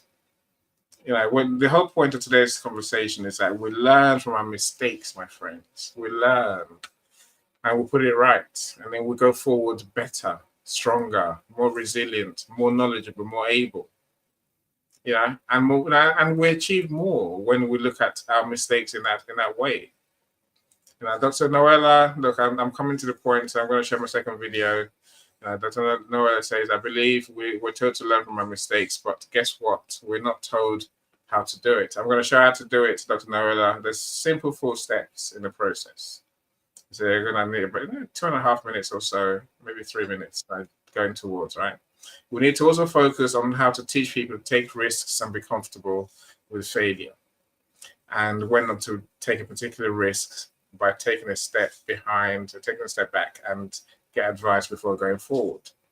There's been amazing shares from everyone. So now, I agree with you. Go on, Christiana.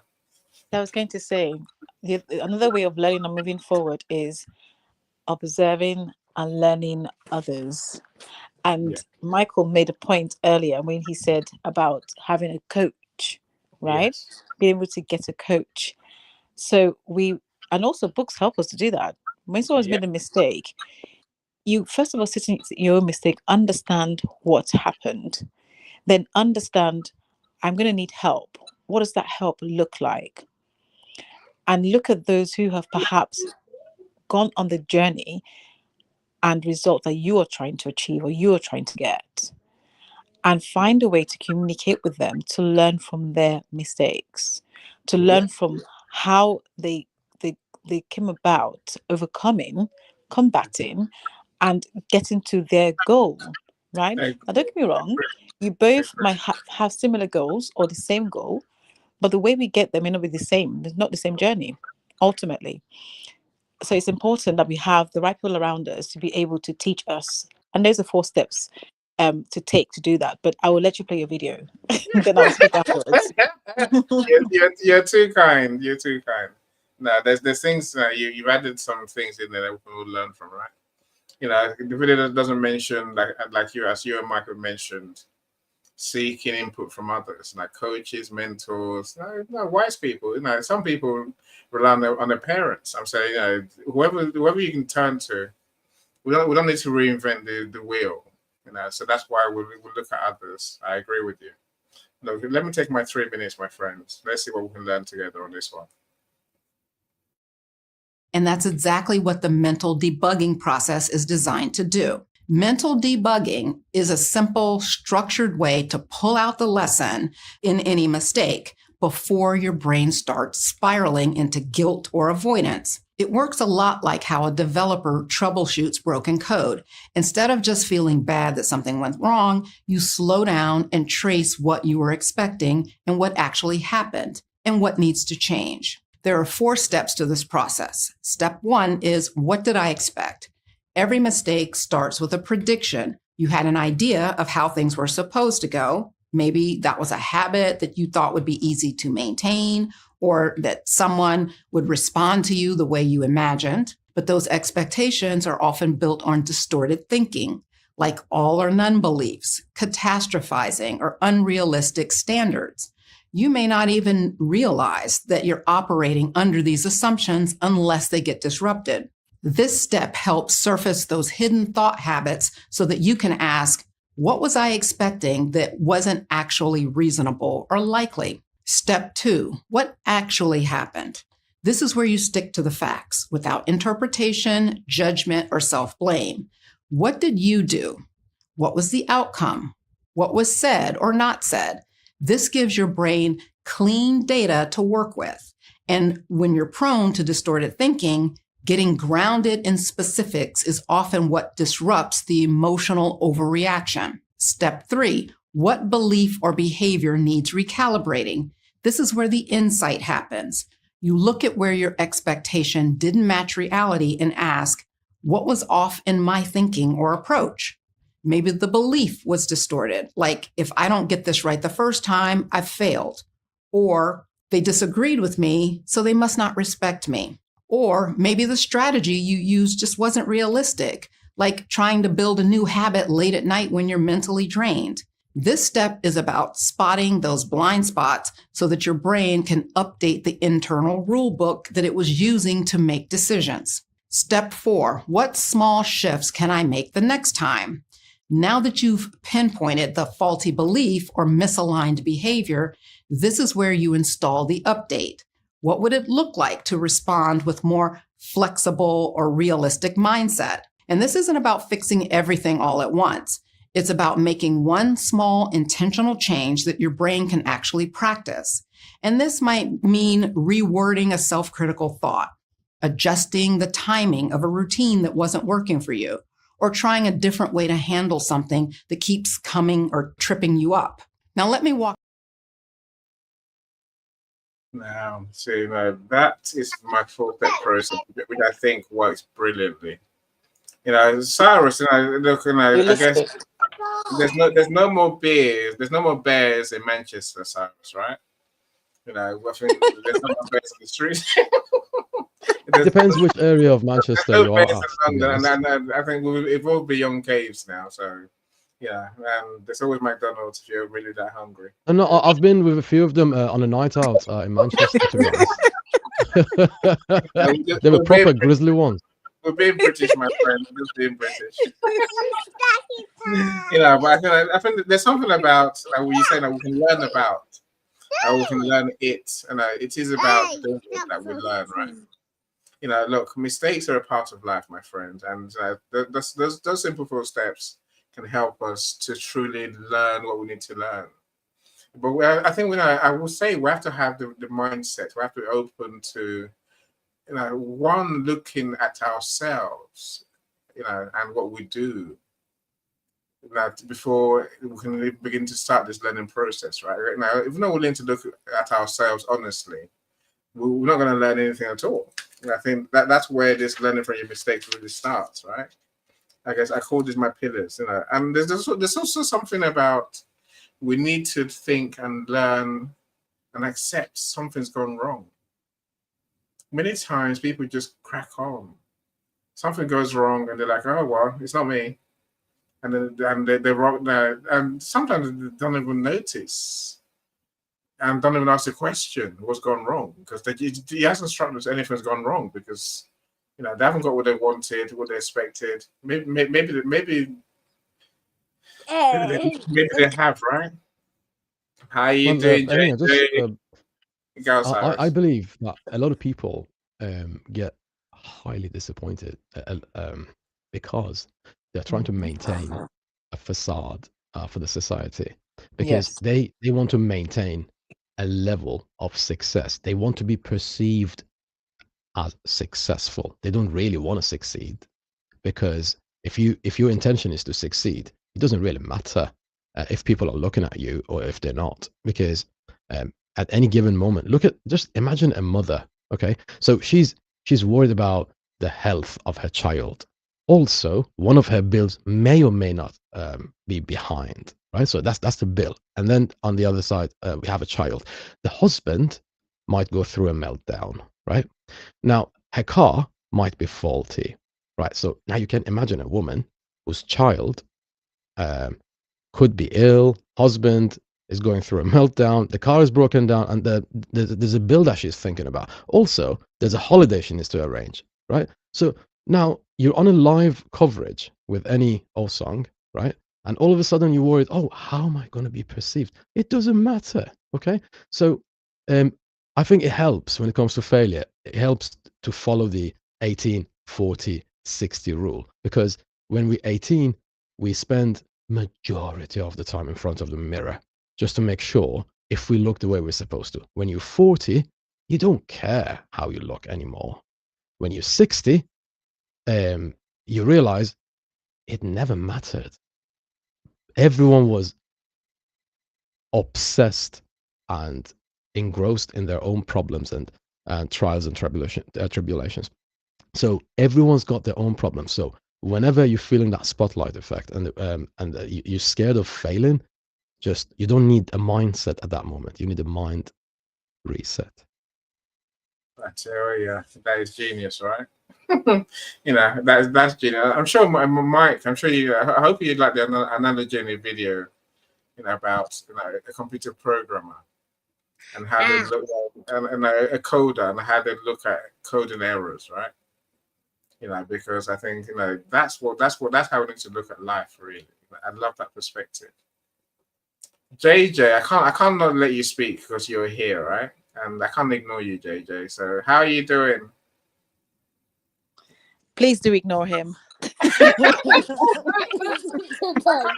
get him to sleep. What do you Ignore him. mean? He's trying I to. can't I'm trying ignore to. him. He's sleeping. It's Anyway, Uncle Annie. Say you're hello. lovely, JJ. Anyway, ignore your mother. Ignore your mother. She's yeah, she's your mother. It's all right. So You need to go sleep, JJ. You need to go sleep, right? You need to go sleep. So I was going to say the one thing that we have to think about when it comes to realistic is having to think of how have we contributed, like how did I contribute to this situation that's happened, even if it's somebody else's involvement, is how have we just like a mini whole. So it's looking at how have we contributed to this situation, to the problem, because sometimes when we have failure, it isn't always entirely something we've done wrong, especially when you're doing a project and you're relying on other people, but the important thing is to think, what could we have done differently? How have we contributed to the situation to begin with? I agree. I'm gonna put this thing on mute because my child is very quiet. Thank you. It leads me to my next point, which is feedback. My friends, let's learn to embrace feedback. Let's learn to love when someone puts in a red ink on our paper and says, you can explain that better. I say that especially as in my word of books, right? Many of my author friends are destroyed when the editor does their job and shows them how they can improve their book. Don't be that person who reacts badly to feedback. Feedback could be many things, not just in books. It's not just what you write. It can be what you say. It can be how you do. It can be even how you think, right? Feedback can be how people react, how people respond to you, in their actions or inaction. I say all that because some days, some clients don't want to pay, and then they don't pay on time, and then I'm looking at myself saying, "Oh, that client is evil," and deep down I know what's gone wrong. It's not because client's evil; it's because I did not implement my payment process. That's what always happens. That's what I always learn. Always, 100% of the time. My process is everything. Go on, please. Share something about feedback, please. Go for it. Hopefully, people will find this beneficial and helpful in their YouTube channels or in their podcasts. So, one of the mistakes that can be corrected. So the mistakes that you don't get the feedback on, you don't get a chance to correct because you don't know where you've gone wrong. That's the worst kind of mistake, because people let you carry on in the darkness. Okay, so and then when you're on the wrong road, running can only get you further away from your target, right, from the finish line, because you're on the wrong path. So one of the things that I've learned, and it really helps, is just check your average views and to find out where is it on average that throughout the course of that podcast that people have abandoned that file, that particular episode. So if it's around 4 minutes 50 seconds or something like that, as an example, that means majority of your listeners have listened to your podcast or listened to your watched your YouTube channel for 4.5 minutes. So that means that's as long as they have tolerated the content, basically, and they have put up with your content, really. Then they got bored and they abandoned it. So you can find out what tactics you can use, like maybe a call to action, or promising them that in 2-3 minutes you're going to talk about another thing as well. So they will give you feedback in a way, indirectly. That's the kind of insight that's going to help you to know and to learn where is it that you have to tweak your content, basically. And that's really helpful. I mean, it has been helpful to me and to a lot of my clients. So hopefully it will be helpful to you as well. So always check, if you have the necessary control panel, which I hope you do, check where is it that people have given you feedback. Sometimes abandoning a file is the biggest feedback. They don't necessarily have to comment. So you have to I don't know, um, somehow encourage them to leave feedback, and that's one of the biggest feedbacks you can get from a client or from a viewer, where they abandon the file. All right, Annie. Can I contribute now? I can't hear you, Annie. You're on mute, Annie.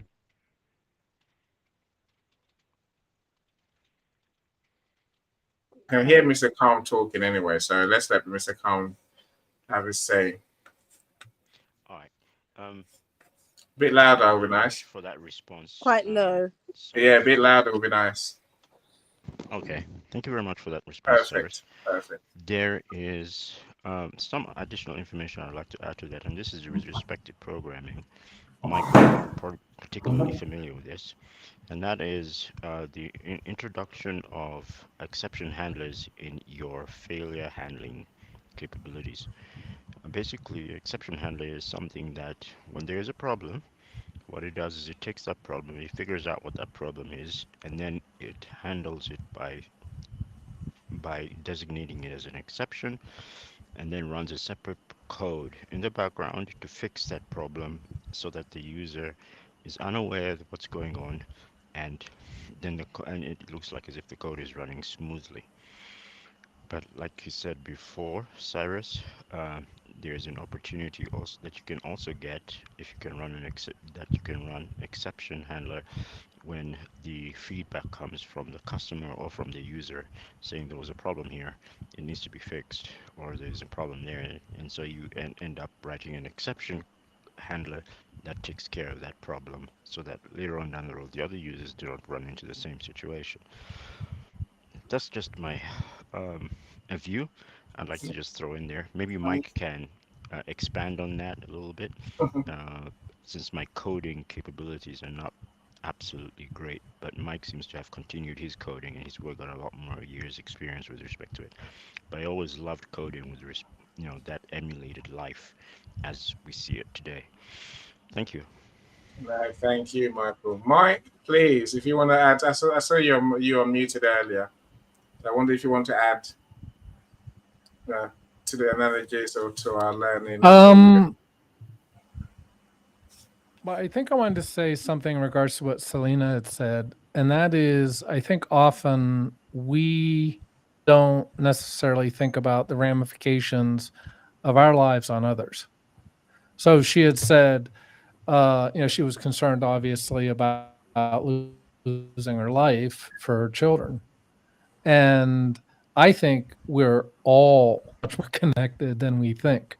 So that when we are going through something and then responding to whatever that is, that's a ripple thrown in a pond that goes out and touches lives that we may or may not even be aware of. And particularly when we're on shows like this, that we don't know the ramifications of what we're saying. We don't know how we're helping people. We may never. Sometimes we learn. Sometimes we're allowed to see, the positive things that we do in others' lives. But I think it's good to remember that, as we are going through whatever these struggles are, and that's why I say, I look at the traumas and past difficulties in my life, and I believe that's made me a lot more empathetic. And so I wouldn't give up, as painful as those are, and some continue to be. I wouldn't give those up for anything because it's made me who I am today. I appreciate that for sure, right? Say why one man does what he does is up to him. It's not that, it's up to the rest of us, right? And I say, of course, our actions do affect others. Sometimes, as Selena said, it's about helping maybe our kids learn something as well about life, right? They have options. They must learn from our mistakes, or they can learn from their own mistakes at the same time.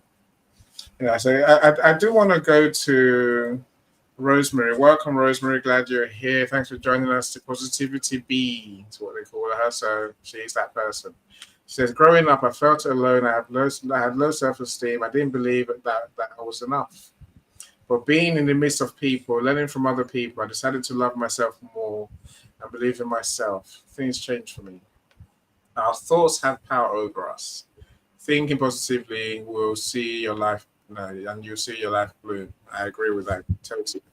It is that narrative story we tell ourselves in our head, narrative framing, as I mentioned earlier, right?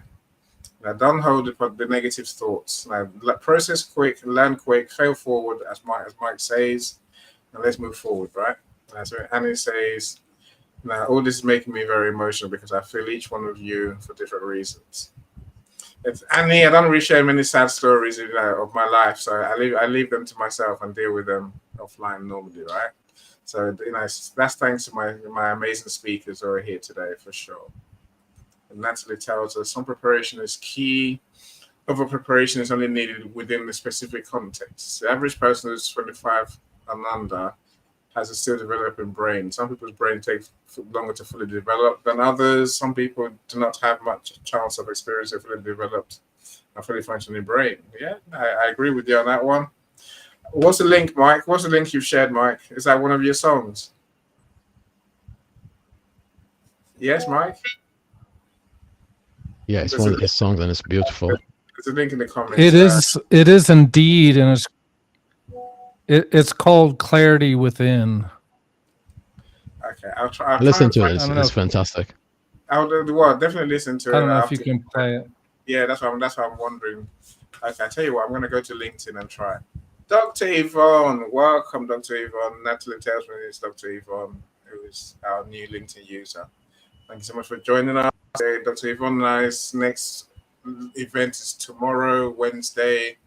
We're Yay. talking about narcissism and how to regain your identity. So I love the topic she talks about. But it goes back to what you were saying just now, Mike. We have to be mindful of how we impact others, right? And we do impact others. So thanks so much for joining us. Thank you for being here. And I hope some of you, at least some of you, will join us tomorrow. And I always say, come and share the stories that you know. Don't talk about yourself necessarily. If you know someone if you got stories of people who are going through situations, then by all means, to come and share with us. Mike, I've got to your song, so my friends, I'll give you another chance, right?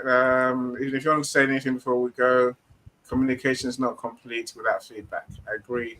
I so agree with you. That's so true, right?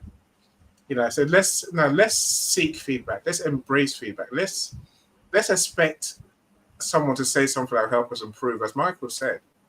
I don't know whether it could be Cyrus. If people don't say anything about what you do, it might mean they haven't looked at it, they haven't listened to it, they don't care, right?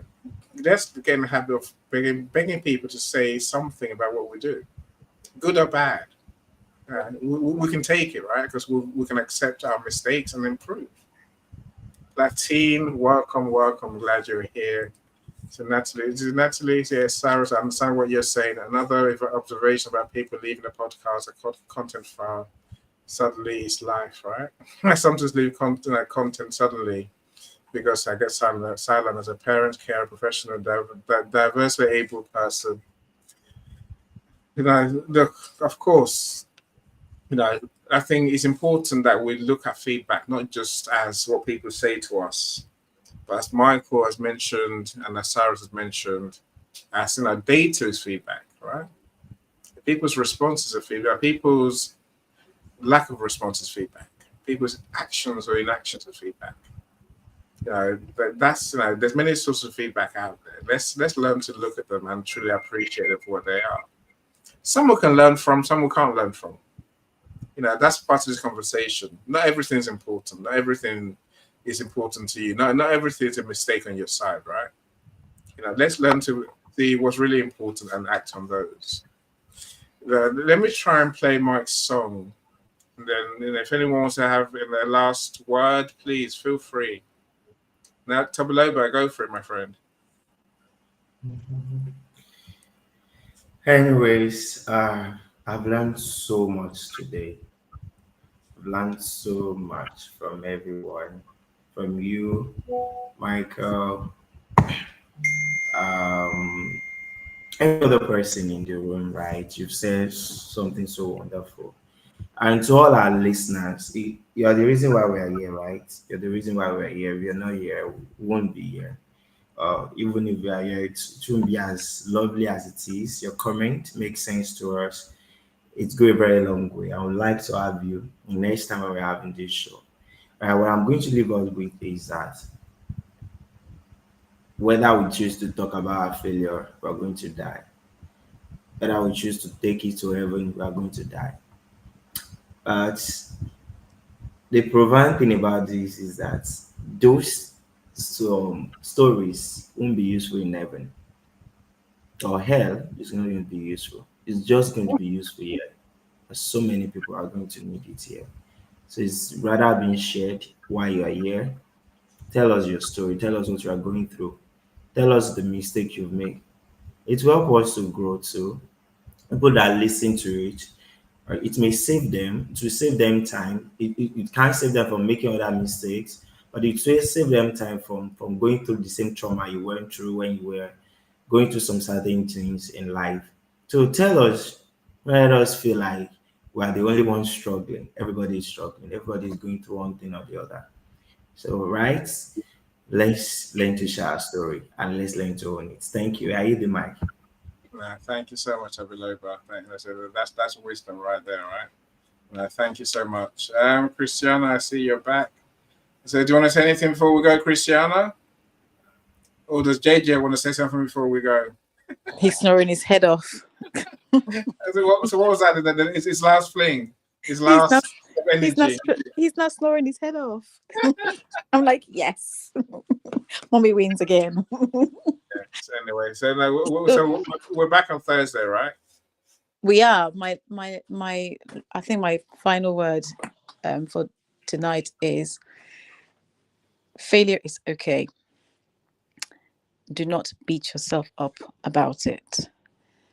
And although we speak about it tonight from different perspectives, for some, the result of failure means that they remove themselves from this world permanently, and I've seen that happen.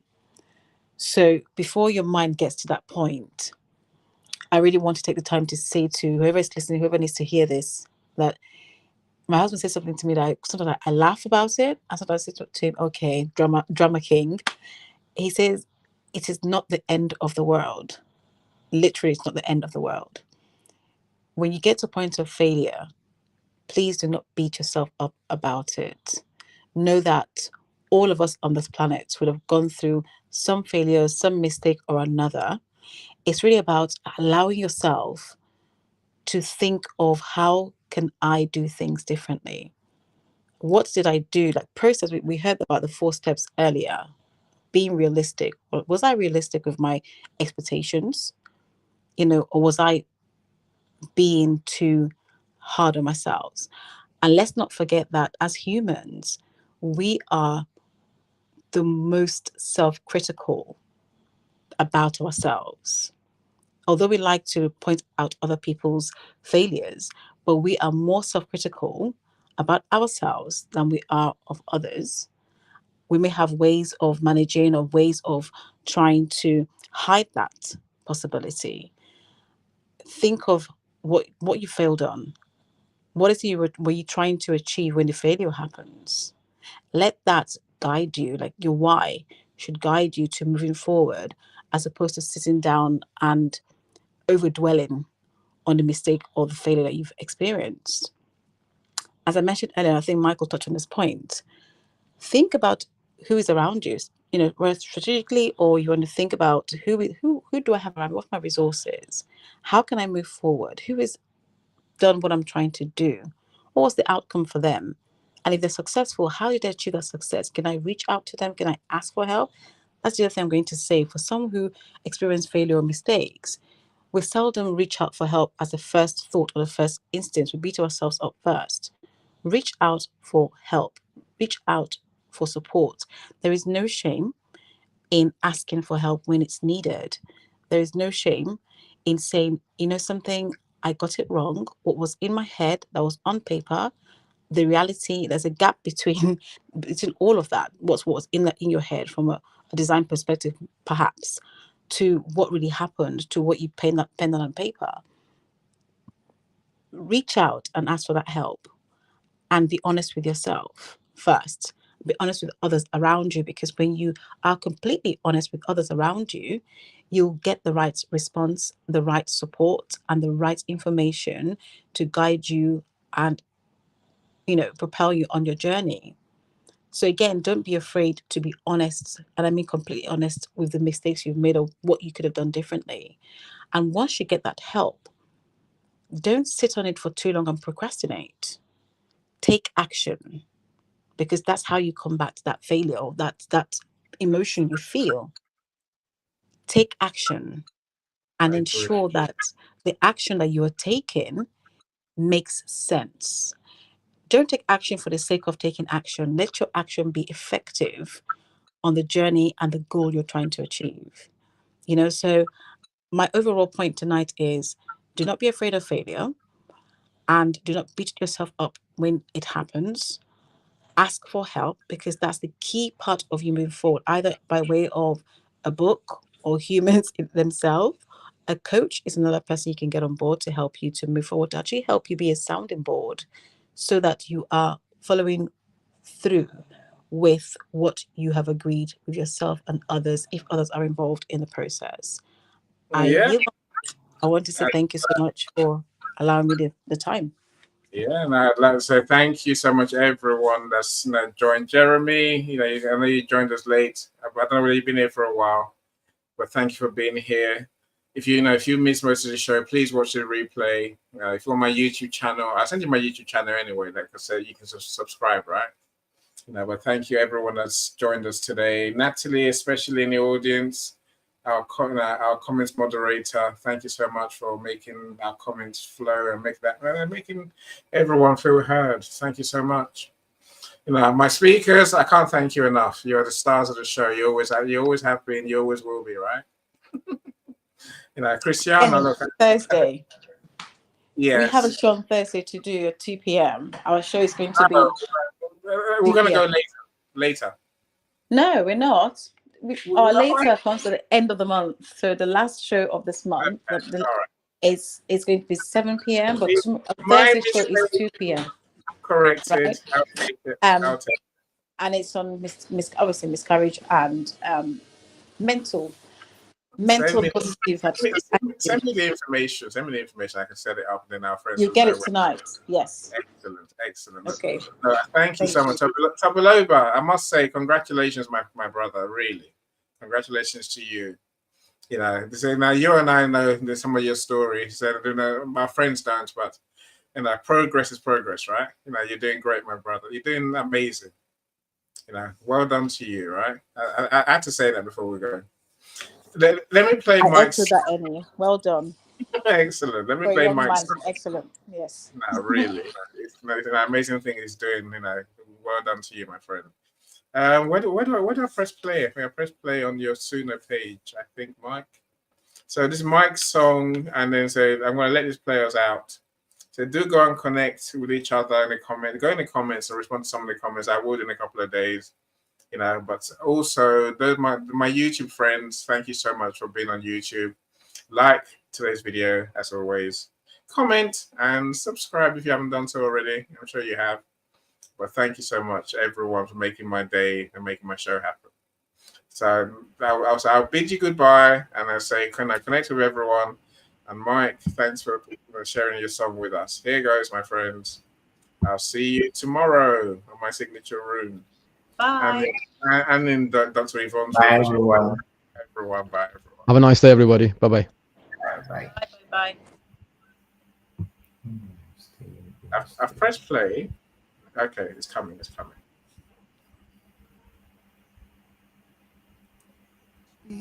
But there's a force that lives inside, strong enough to turn the tide. From the chaos, from the doubt, find the strength to shut it out. Clarity within, clarity within.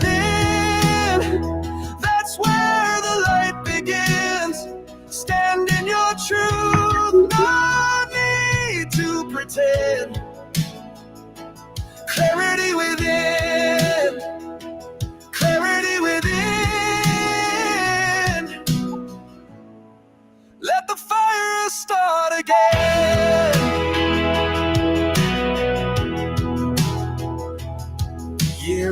walking through the storm.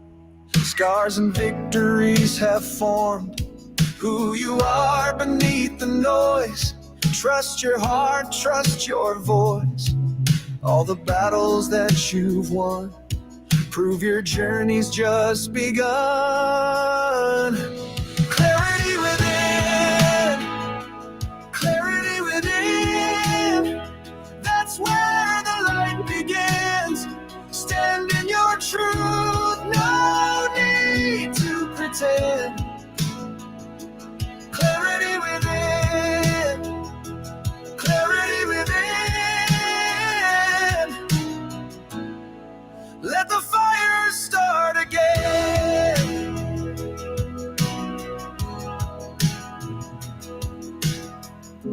Looking deeper than the surface, finding something with a purpose. We're all connected at the core. Brothers, sisters, something more. Spark ignites and starts to spread. Light the path that lies ahead. Clarity within, clarity within. Now the light begins. Share your truth, let the healing begin. Clarity within, clarity within. Let the fire spread again. Let the fire spread again. From within the light will grow. Touch the hearts of those you know. Clarity within.